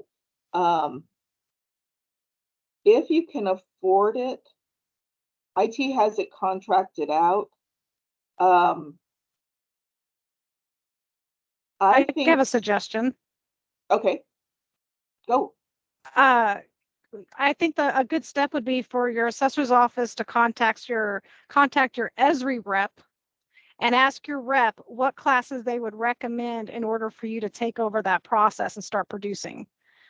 Because there are some core classes you can take, and you can also contact groups like Sidwell and Pro West, and they can even provide classes that teach you how to do it and create your maps to print out in there. So that might be an option you guys might want to take.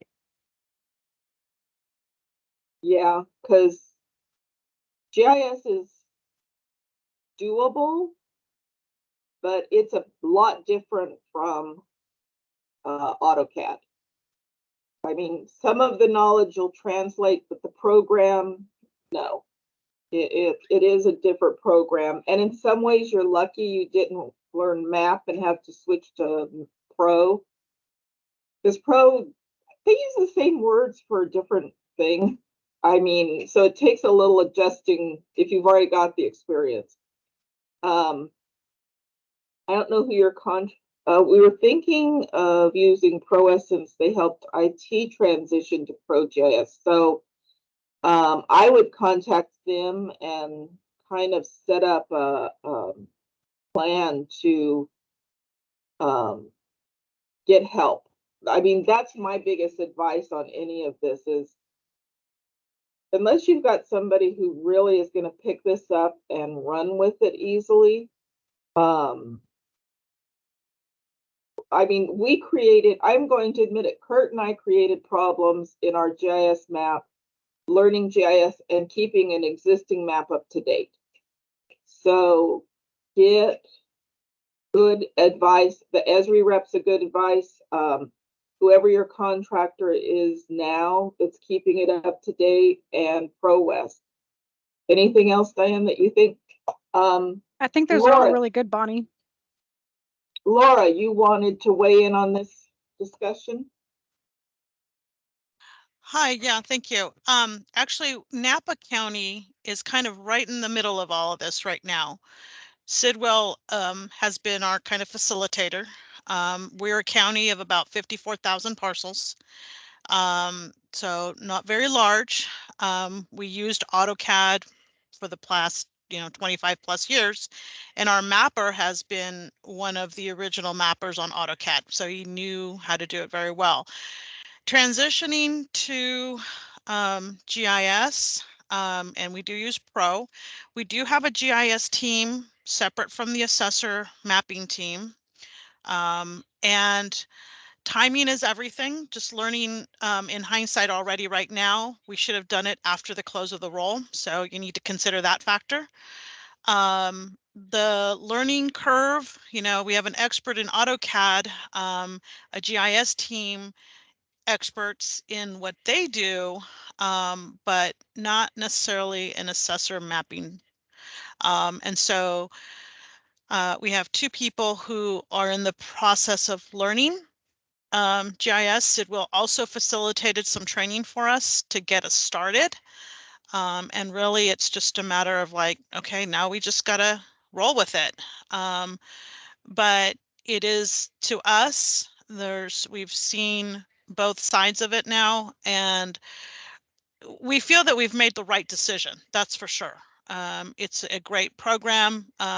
You can compare AutoCAD and GIS all day, but it's a great program, and there's some things that are easier, faster, that will make you more efficient. Working closely with our GIS team, they have given us a lot of insight as to what we can do in the future to make to streamline things for us. I just kind of wanted to chime in with my own experience. Is it a little painful? You bet it is. No matter, I think no matter how well you plan for it and how much you have somebody facilitate it for you, you will go through some painful moments. We have run into a couple of delays, not by no fault of anyone. It just happens, you know. Yeah. They converted 5,000 APN maps for us. And for the most part, we have, you know, we've done a little bit of quality control on it. And for the most part, they look great. There's some things that we'll have to, over time, as we touch them again, fix them maybe. Our assessor determined that we will continue to do the mapping for our APN maps. I have seen other counties and I've been hearing their comments, and that GIS does it for them, that team. We have a great team. We both collaborate together. Other departments use our systems too, and that's why it's so important to both teams to work together to improve GIS. It is not a perfect system. You'll see shapes of some parcels that are just like, you don't even understand how that happened. But nonetheless, our experience has been, this was a great solution. It was a good way to now moving forward, do mapping for the assessor.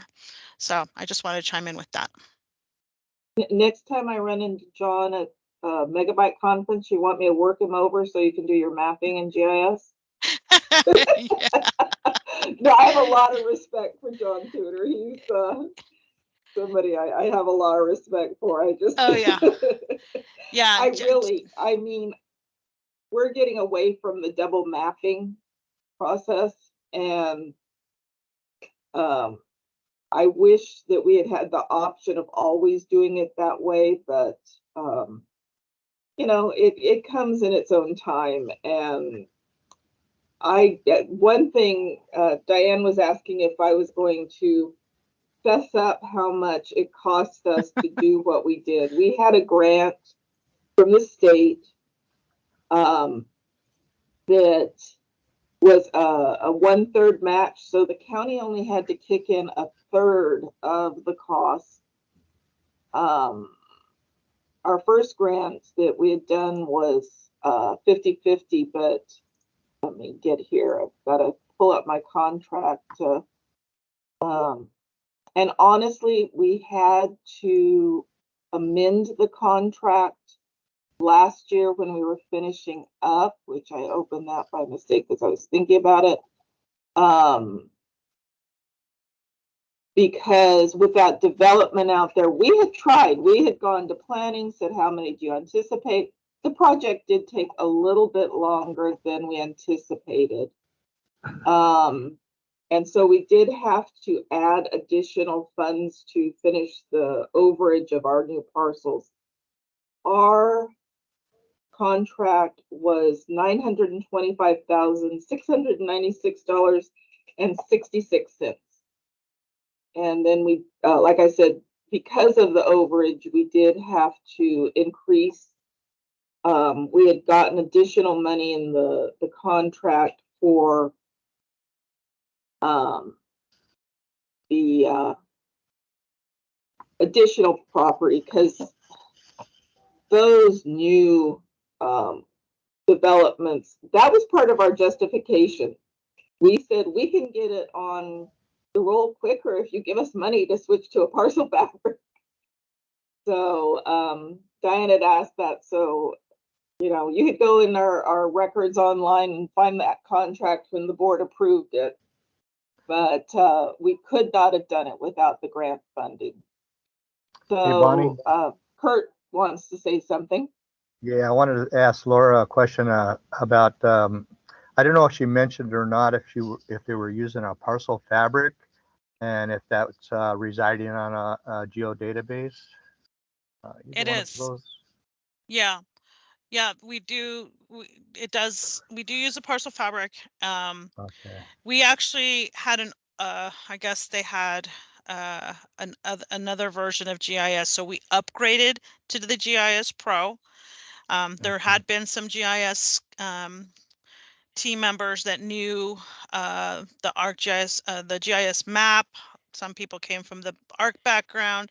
A lot of background over there with the GIS team, which is what's also helped us in the assessor's office kind of feel confident that we can move forward with this, because one of the mappers is all AutoCAD, never touched GIS, and myself, I'm learning GIS. So we have a lot of great support, and that's one of the things that has been key for us feeling confident in this change.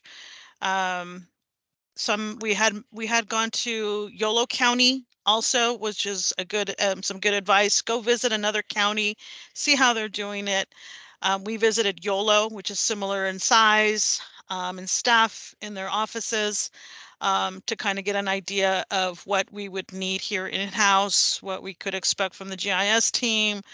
And then we began to collaborate with our GIS team and brought them into our discussions before we even made the decision to go with it. Yeah, the reason I was asking was you mentioned parcels that were maybe rubber sheeted and couldn't even recognize them.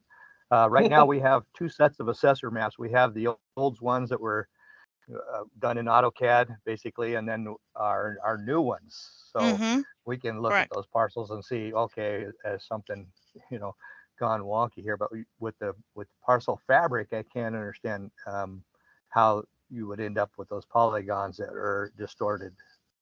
Just curious. Yeah. Throughout this process, I mean, that one observation has created another workflow process for us. Right now in our public view, we see what we've always seen. In the GIS, we see this new APN map, and what will we do with it? And you kind of make those decisions as you go. So a lot of decisions will pop up as you go through the process. Yeah.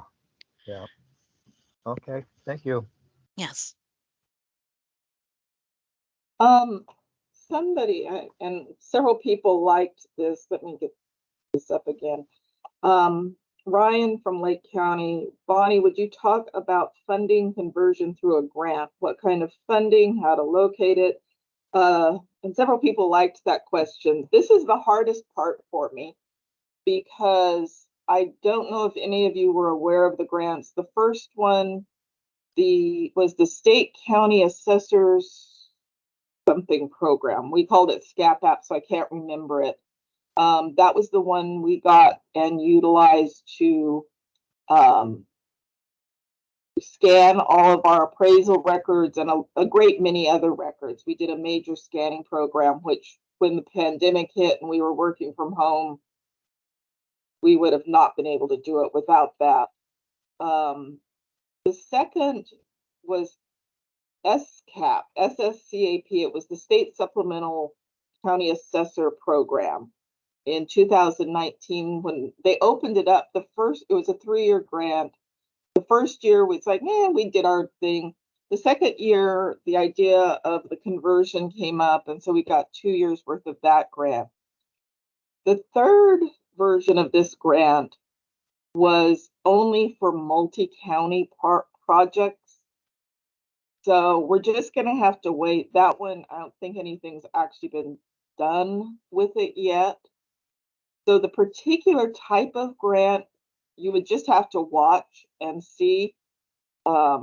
Unfortunately, there aren't a lot of grants for the departments that tax you, unless it's to get you more tax money. And that's the basis. I said it before, we justified this saying, we can get these on the tax roll faster if you give us money. The first grant, it was very much, how many people did you hire? How much have you added to the roll? That was everything you did. How much did you add to the roll? And unfortunately, a lot of what it did for us was take value off of the roll. So, but they did the second grant, so we weren't that bad. But I don't know of other grants that would apply to this. It would have to be some kind of technology grant for counties. So I wish I could say, you know, go to this website and look up these grants. Both of ours were state grants that did have a matching part. And that was the only way we could do our project. And I am, like I said, we were very blessed, and I'm so grateful to have that money available, because I really didn't want to do this on my own. I am not an expert by any means, but I am more than willing to give you the benefit of the last 3.5 years of my life. It's just, I mean, I was thinking earlier, if somebody wants to do the conference next year and for some reason, or just we've had such a good turnout, if everybody wants it to be an online conference, I've learned during this, and I will be more than happy to share my knowledge. That's one thing I've always liked about the county assessors organizations. It's like, sure, here, we've done all this work, take it. It's a great resource. And if you are looking at this project, Diane, I think, her county has done the conversion. I'm sure most of the counties, unless they have conflicting duties that would not allow it, we're here for you. And it's a huge project. Never underestimate the magnitude of this conversion. Hey, Bonnie. And, Bonnie, can I ask one yeah, more question? sure. So Tulare County were no show on the conference. Is that correct? I'd have to look back. Yeah. We don't have Because any from big. they have one of the best websites as far as a GIS driven page, and I don't know if you've ever gone and looked at theirs, but they are I think top notch with linking their assessor maps to the GIS, and really a very good program. I don't know who built it, but I've looked at them, and just want to mention I was sorry that they didn't show up. I was hoping I'd hear from them. Another thing I was going to say is, it just went out of my brain. I was looking to see if somebody put their hand up. No, I'll probably think of it. Anybody else have questions or things? I know there were other counties that had brought this up. Let me see, we've got a statement. Well, trying to juggle too many things. Mariposa County is similar to Yuba County, I believe, as we update our maps in code project. I'm not familiar. I don't know how they pronounce it. The CAD program and GIS gets updated by our GIS department. That's what I was going to say. I think that Mariposa is still one step prior to working on a full move from CAD to GIS, however, as not all of our maps are in CAD yet. Just on Tuesday this week, someone in the CCMA email recommended a service for converting from the hand-drawn maps into CAD. I was curious if anyone had any experiences with the specific company recommended or any similar companies. Let me make one more comment, and let's hold that topic. Make sure we're through with the conversion topic first. What I was going to say is work with your other county departments. They may have a project or a need that they can get a grant from. And this is an idea on my part. I do not know, but I know our health department, our public health department during the pandemic used GIS a lot. They had money coming out their ears. Hopefully the pandemic won't get that bad again, but other departments, your sheriff, your police department, they may have some grant funding that if you can sell them, you may need David to come and sell them on the importance of the GIS, but it may not be funding directed at the assessor's office to get you where you need to go.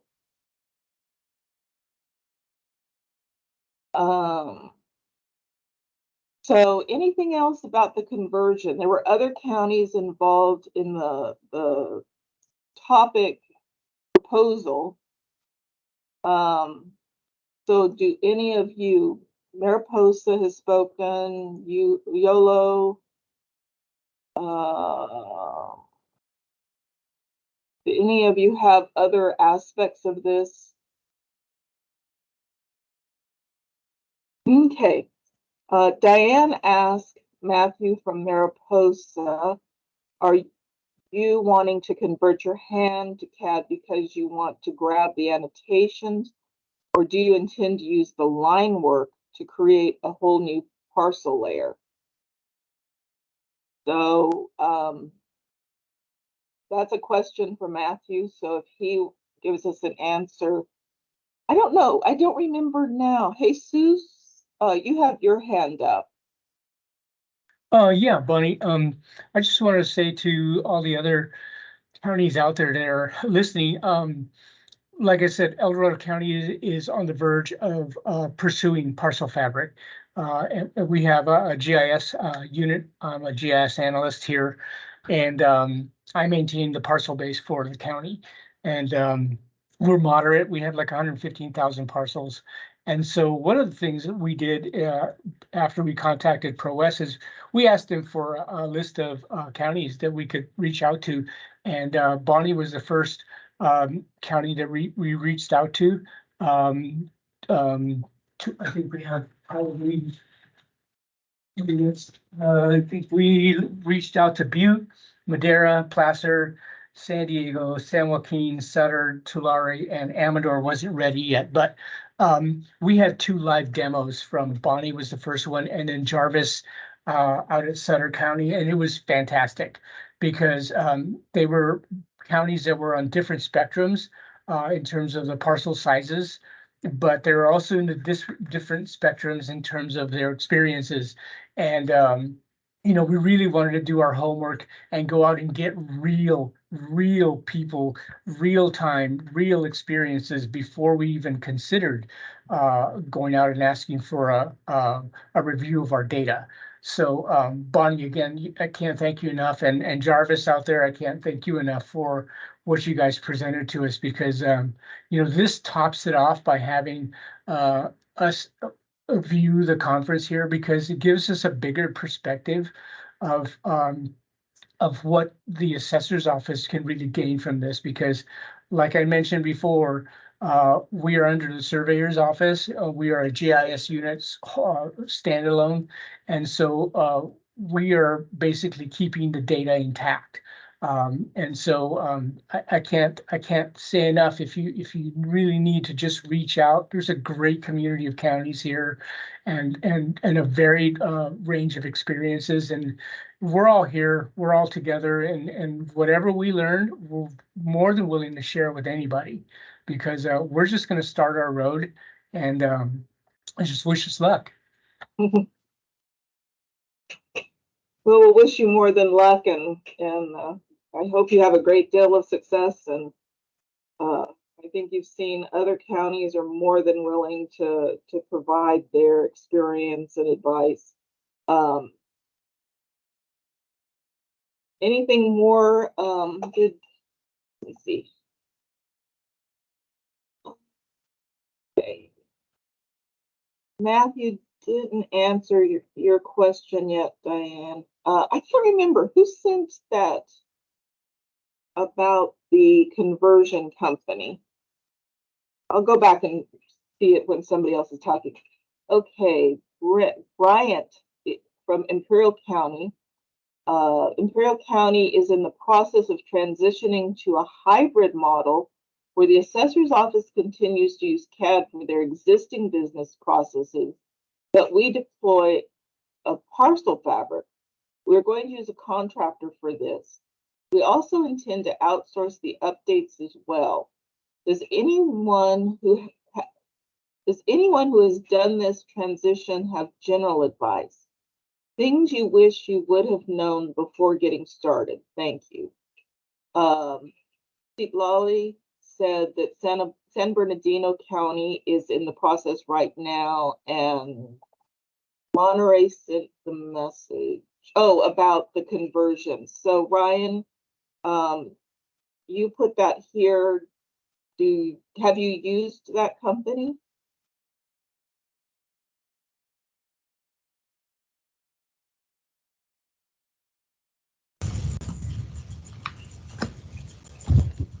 No, thank you. Thank you for taking the question. No,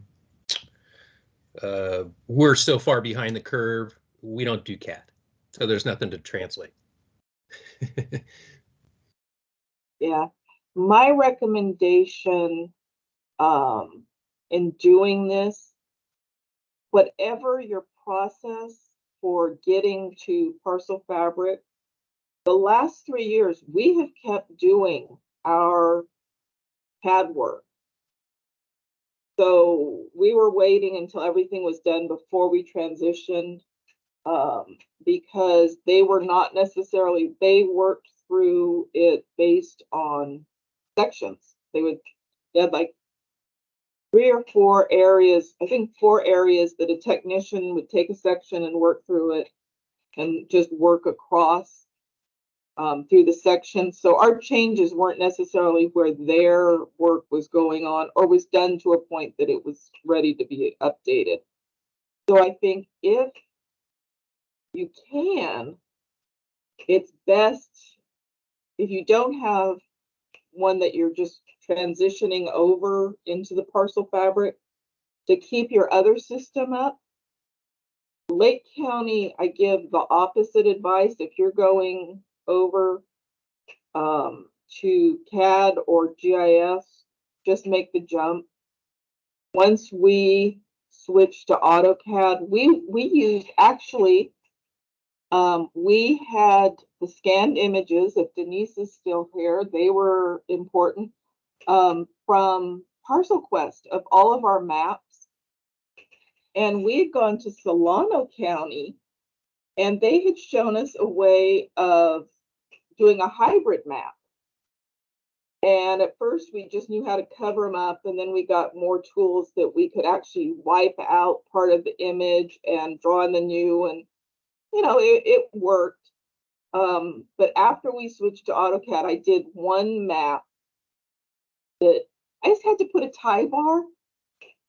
I had already given away my pins and didn't have ink in them if they were still around. I had to go and buy a pin that would work well for the process. But that jump, my feeling is, especially with the ability to use the scanned image if you have them or can make them. I know Fresno County, until they could get everything on a page into AutoCAD, they were still doing hand mapping for a while. I'm sure they've made the jump by now and probably are ahead of us, but that just seemed like a pain. And there were just the two of us. And Kurt didn't have hand drafting background. He had gone to an AutoCAD training after he hurt his hands. He was a sheet metal worker. And I had done some, so I'm the last hand drafter from Madera County. And so the conversion, though, to the Parcel Fabric and actually making our maps from there is, to me, a bigger process, and doing just little bits of it to get a map made, I think is going to be really awkward. But if you're going with a contractor of some kind, see what they say.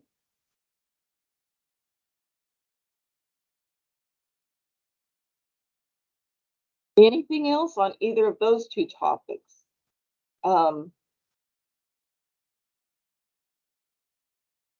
If I'm trying to remember your name, Matthew, if Mariposa tries,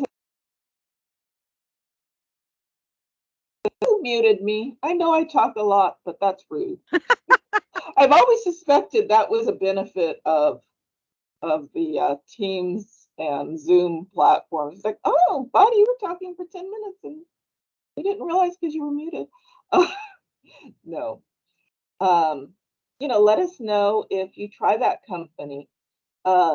Fresno is using Parcel Fabric, but we are also using hybrid maps for assessors maps not converted. So there's probably, there's 58 counties and probably 158 ways to go about this process.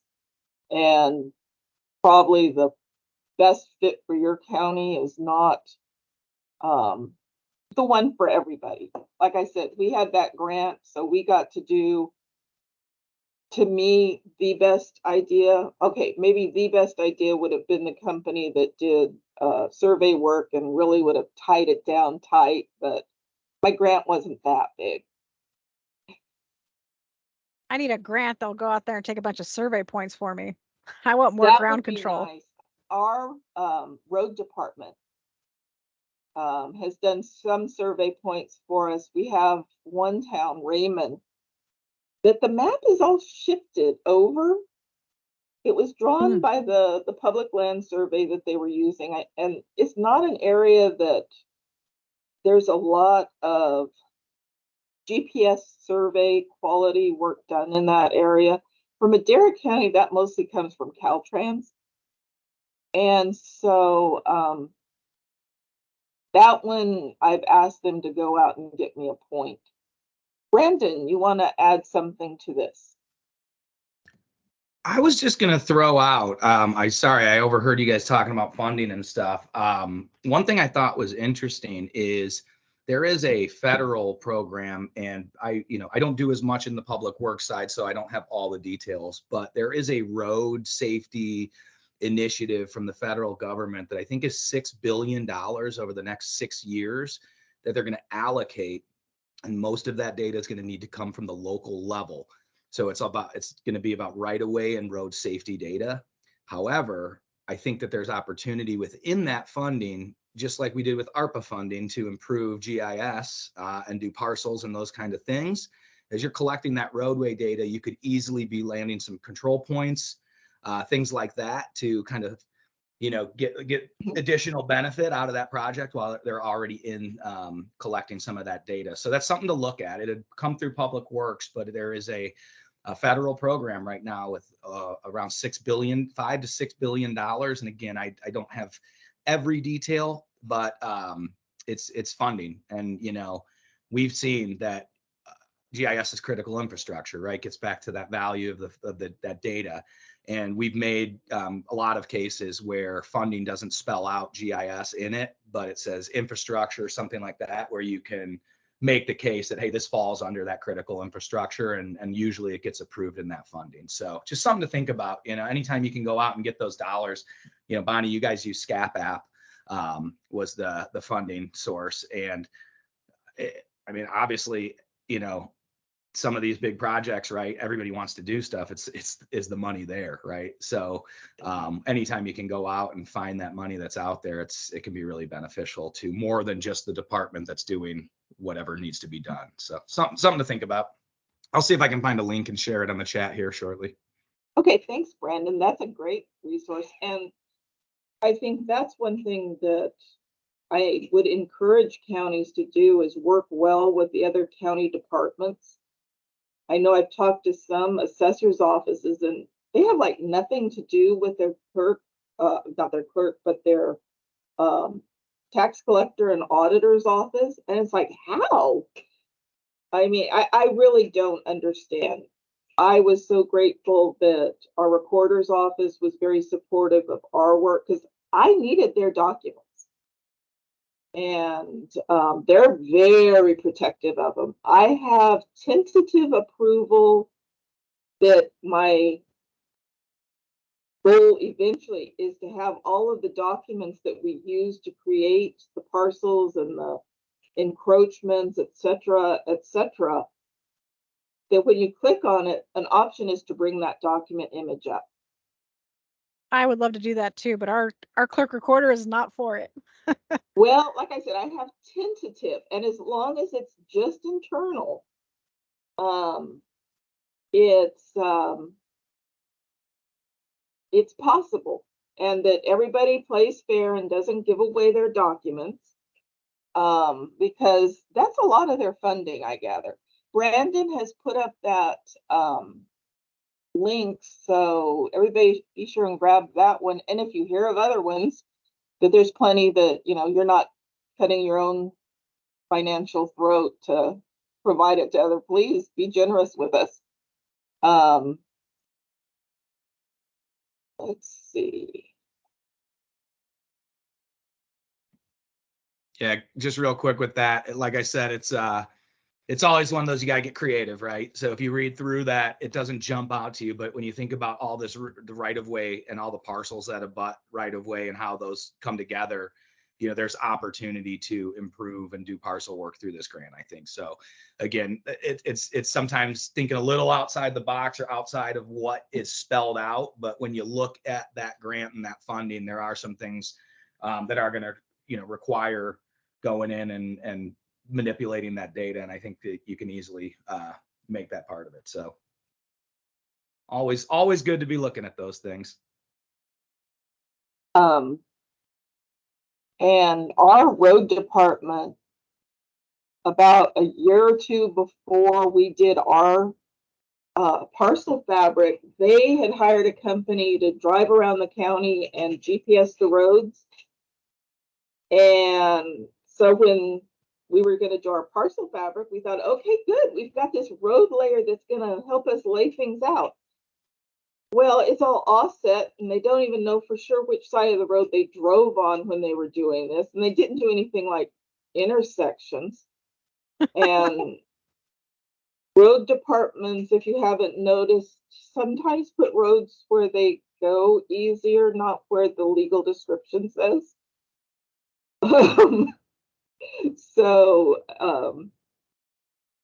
But yeah, we fortunately, our initial GIS setup was the counties, departments all took responsibility for their own data, and we worked together and met on a regular basis and coordinated. And for many years, our parcel fabric was the basis. That's why a part of our project was to realign all of their layers that were based on ours.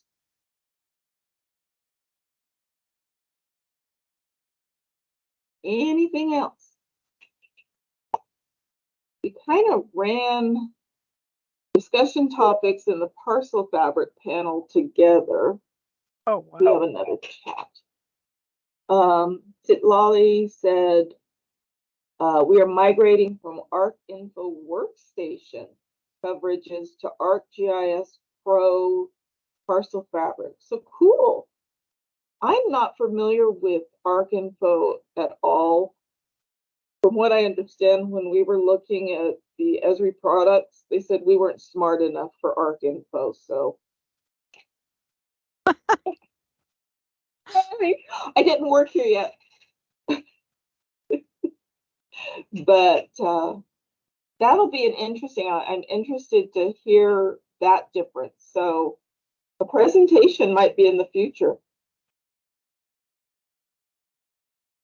I'm putting you on the line. I apologize. Okay.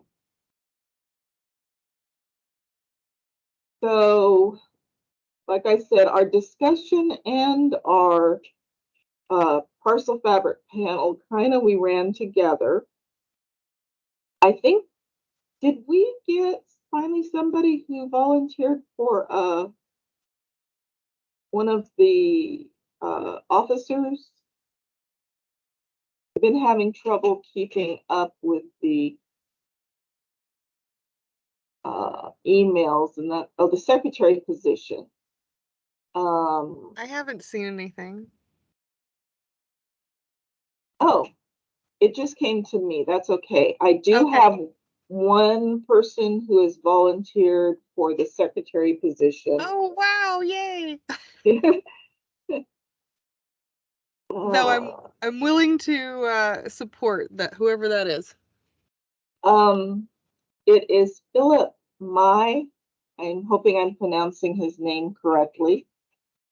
Hi, this is Philip. Hi, Philip. Hi. Yeah, just getting some info about, the requirements and kind of like the time commitment involved, and what you guys will kind of need out of me. Um, that's all. Yeah, it's just some basic information and what you guys are looking You just want for for that information position. at this point. Yeah. Yeah, I Oh, mean, I'm well, definitely interested. Yeah. I can give you the summary. I've been secretary for 4 years, I think. Um, so basically we meet about on a monthly basis, all the officers. And then when it gets closer to conference time, we meet more regularly, like once a week. And so all you need to do is I record the meetings for myself and then take my notes and then I just email them out and then so I'll provide you with all of the past notes. And that's it. Oh, okay. Yeah, it definitely sounds doable on my part. Let me just check with my team, make sure if they don't have any other pending time commitments. But for the most part, I think it sounds like something that's very doable on my part. Meeting on a weekly and monthly basis. Yeah, Monthly, yeah. yeah, And then you get to be part of the conference committee by default because you were there, so taking notes so you can contribute as much as you want to the planning of the conference. yeah, yeah, definitely. Okay. And then Bonnie, I'll email you in a bit and just follow up on that. Okay. Yeah. So we need people. Oh, I'm sorry, Lynn, I see your hand up. Did you have a comment or question, Lynn? Sorry, I'm mute. So can you hear me? Yes, now I can hear you. Okay. Philip, are you interested in vice president? I think if Lilith has been welcome to volunteer board. So if you can be a vice president, that will much appreciate. The Lilith can stay as a treasurer, as you. Yeah, welcome to volunteer for the board. Thank you both of you. Yeah, yeah. I mean, I would be flattered to definitely look into that. Yeah, I think at this point, it's just more of a time commitment on my part, and just seeing like where our workflows is and everything. Because we are, tax rolls coming up. We're definitely trying to get this work out for the appraiser. So, I'm definitely interested. So let me keep you all posted. I think I'll get in touch with Bonnie and Lynette and seeing what would be the best fit for me for one of those yeah, positions. yeah, great. But Welcome yeah, to the board.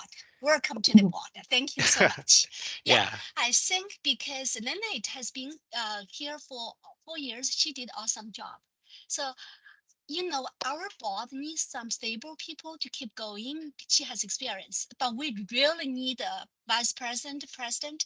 It's the same commitment, same time, and we'll work for the assessor's office. We need to meet the deadline. So we'll make sure your work is the first priority. Then we volunteer our rest of the time for the board, and we make sure it work more efficiently, and we get things done on time with quality.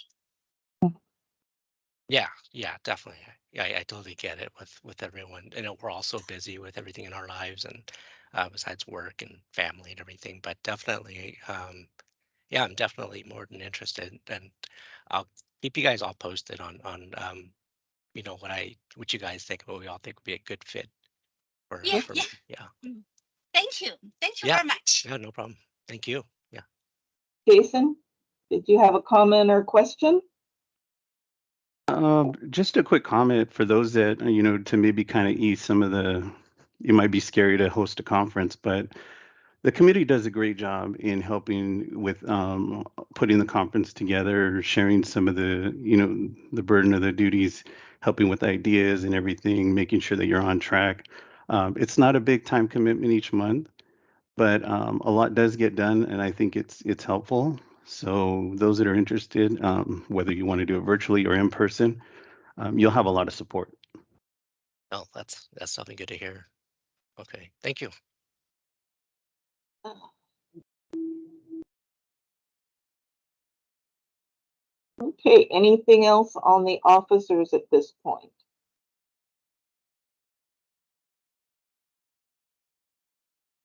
Or volunteer to be the president.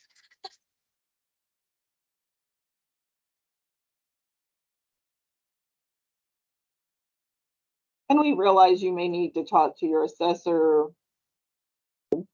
wife or husband, whatever significant other you have in your life, your dog, I don't know. So we'll leave it open since nobody's jumping up and saying, me.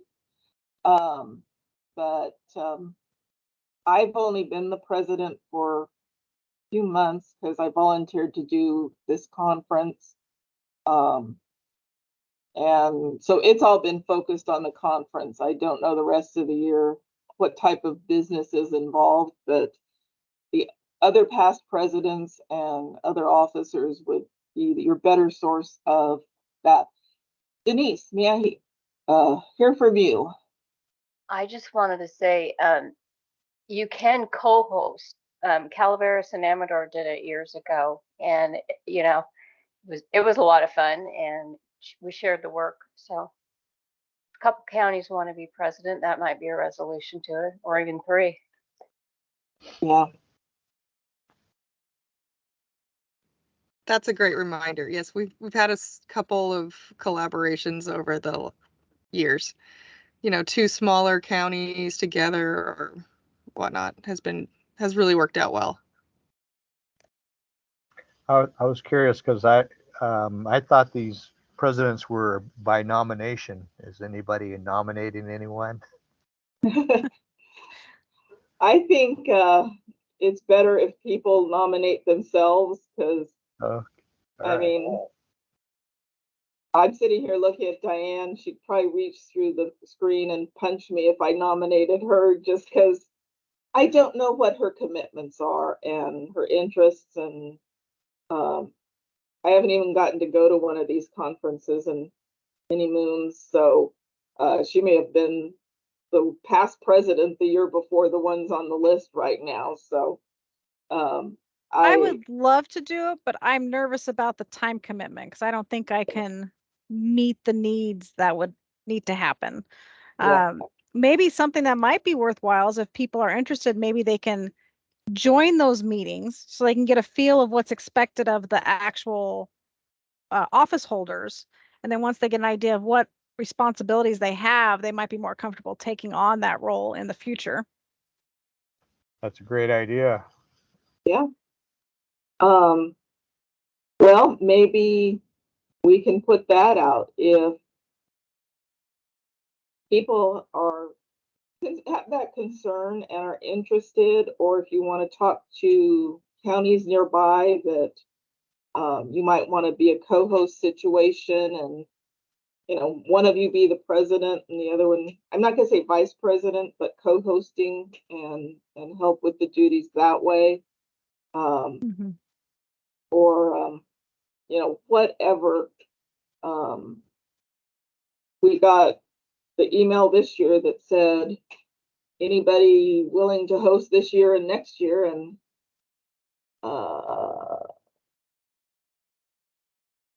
let's see, email any hosting concerns to the X committee. I think he means executive, not former, and I'm sure they'll be able to answer them. So Philip, once you decide, and if you want to come to the next meeting, it'll be, I'm assuming next month. I don't think we'll have one this month, will we, Lynette? Like I said, I've only been the president for a short time. We sometimes have one soon after to discuss just post-mortem. this. We just discuss who might be president if we haven't decided, and sometimes we do a vote after the fact. If it didn't happen at the conference, then we'll do a vote via email of who's all in favor of whoever hosting. So we'll have a meeting in the next couple of weeks. Yeah, we'll schedule something. We'll set one up.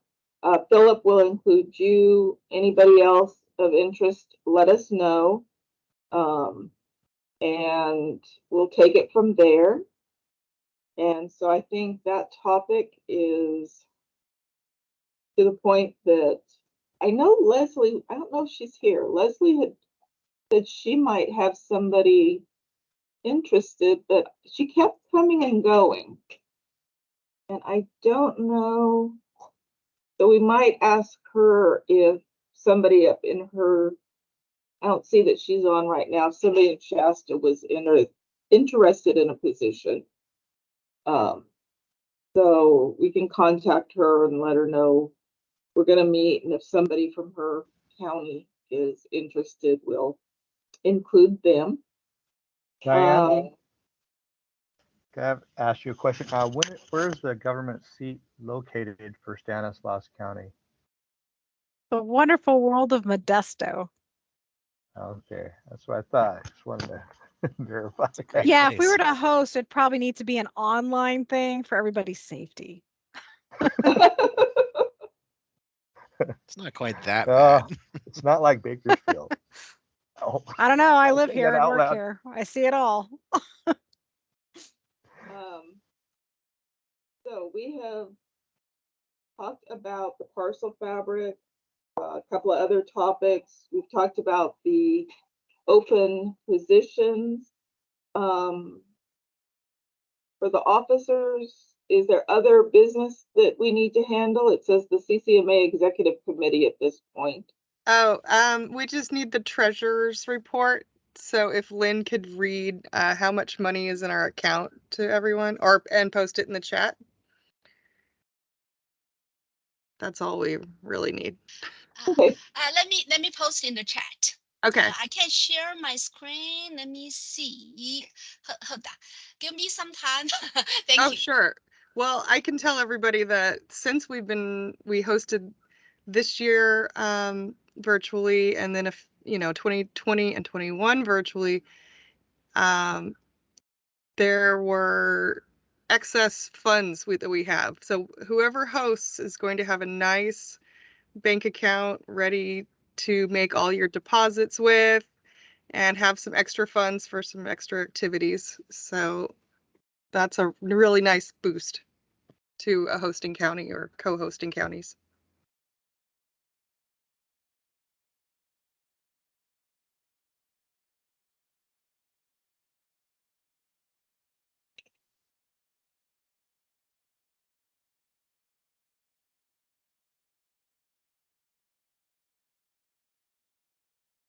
I'm Let going me to read do these first.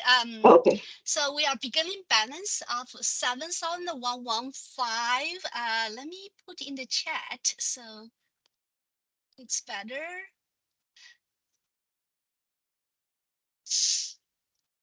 Thanks for waiting. Why can't we post it? But we have ending balance now. We have 8,789.83.9 cents. So beginning balance of 7,113.11. We get 2,000 vendors registration fee for 6 vendors, and we have expense like domain renewal. Let me try to find. That's and CCMA mail supplies. That's totally 336.91. That will be our almost annual expense because we have website. Let me see where I can post these here. You can continue other topics. So balance, our final balance is 8,000.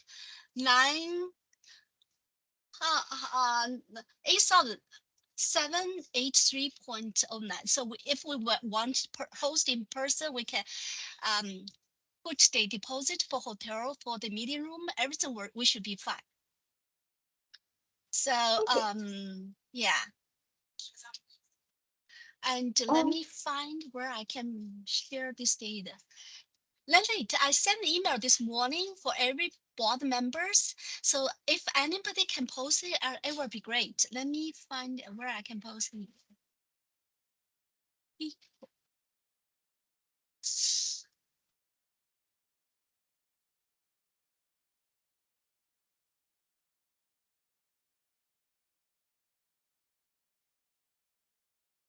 You know, you didn't send it after the one update. I sent the update this morning, very like 7 o'clock around this time. Yeah, Because but there was no attachment. That the attachment is all from, I think, before the conference on Tuesday. Okay. We just have one payment or the bank statement from the beginning of January till beginning of September, and we're supposed to get a new statement soon. Our after get new statement, I send to everybody. I mean, Okay. everybody on the board. Yeah. Do you want me to do the CCMA balance or the treasurer's report spreadsheet? I have both of them. Yeah. You want both of them posted? Yeah, I have both of them. I just need to find a place to paste on the chat. Seems I can't. That's the problem. Share. I think I would have to. Yeah, maybe I share my screen. I can share my screen. Can everybody see my screen? Yes. Okay, so that's the report as till today. So that's the beginning balance here. That's all the fees. That's all the expense. I think those are, you know, our regular expense every year without any just regular maintenance. Let me stop sharing. Does everybody see that? Yes.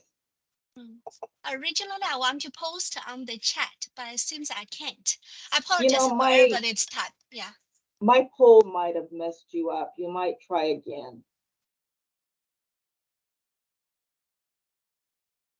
As I put a poll out, I wanted to see really people's preferences. I know a lot of people are attending just because this is an online conference. Personally, I think an in-person conference has a lot of benefits. I've talked to a few of you quite a bit. But the online conference, if you're considering hosting, it's not everybody saying, oh, please let us get together in person. It's running about 50-50 between online and a combination of in-person or no preference. So the online definitely is an option. A lot of people get to attend that don't normally. We miss some of the camaraderie, and Blake said they have no preference, but they prefer in person. And I understand that. It just, you lose some parts of a conference this way. But just if you're considering the possibility of hosting next year, the following year, this is an option. Like I said, I'm more than willing to give you the benefit of my experience. So seriously consider it. Talk to your assessor or whoever you need to. And I think with that plea for volunteers, I will put it out one more time. If anybody has a comment or a question for the group, and then we'll be done a half hour early.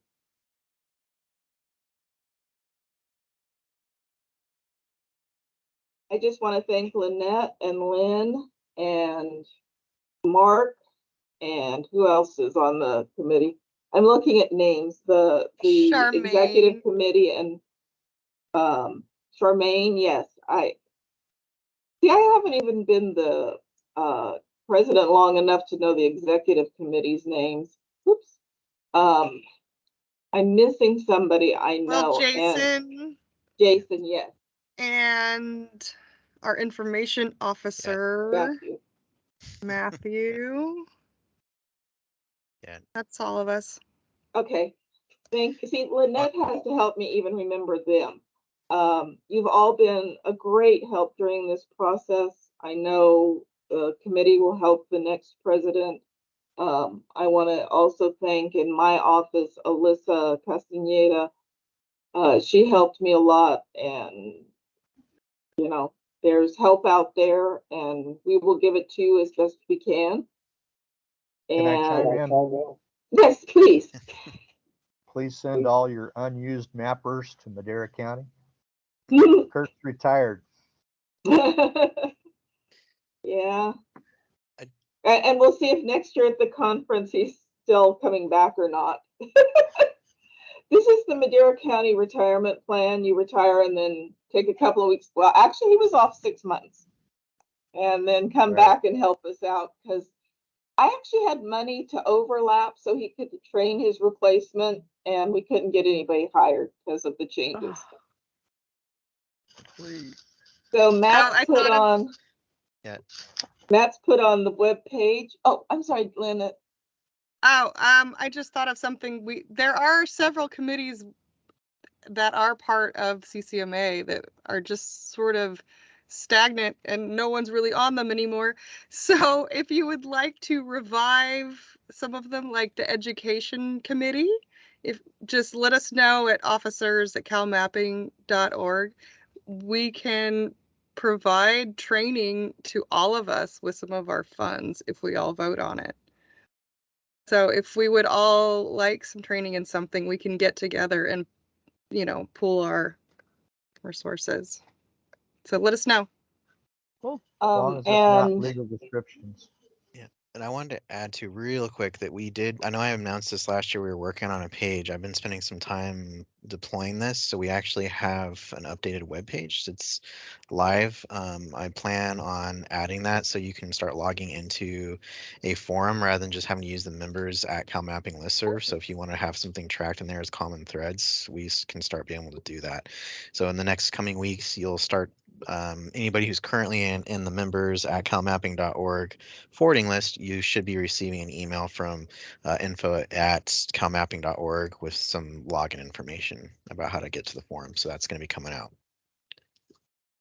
And I'm going to throw this idea out. We are so GIS based now in this organization. We might want to consider doing something for GIS Day. And if counties who are moving to GIS would like a dog and pony show to provide to the powers that be in your county, GIS Day would be a logical time to do it. And so that's we could make a committee, but it's an idea. I think it's the end of November. I don't think it's on regular calendars. For some reason, I think it's in November. We'll get the right date, but we are very much a GIS organization. I know not everybody is using it yet, but I think it would be a good advertisement for the counties that are looking for it. So with that, I declare the 2023 CCMA virtual conference over. Thank you, Bonnie. Did a great job. Well Thanks done, to Bonnie. Alyssa, too. And I Thank you, Bonnie. recorded parts of it. We'll see. Thank Bonnie, you, actually, Bonnie. You great if job. you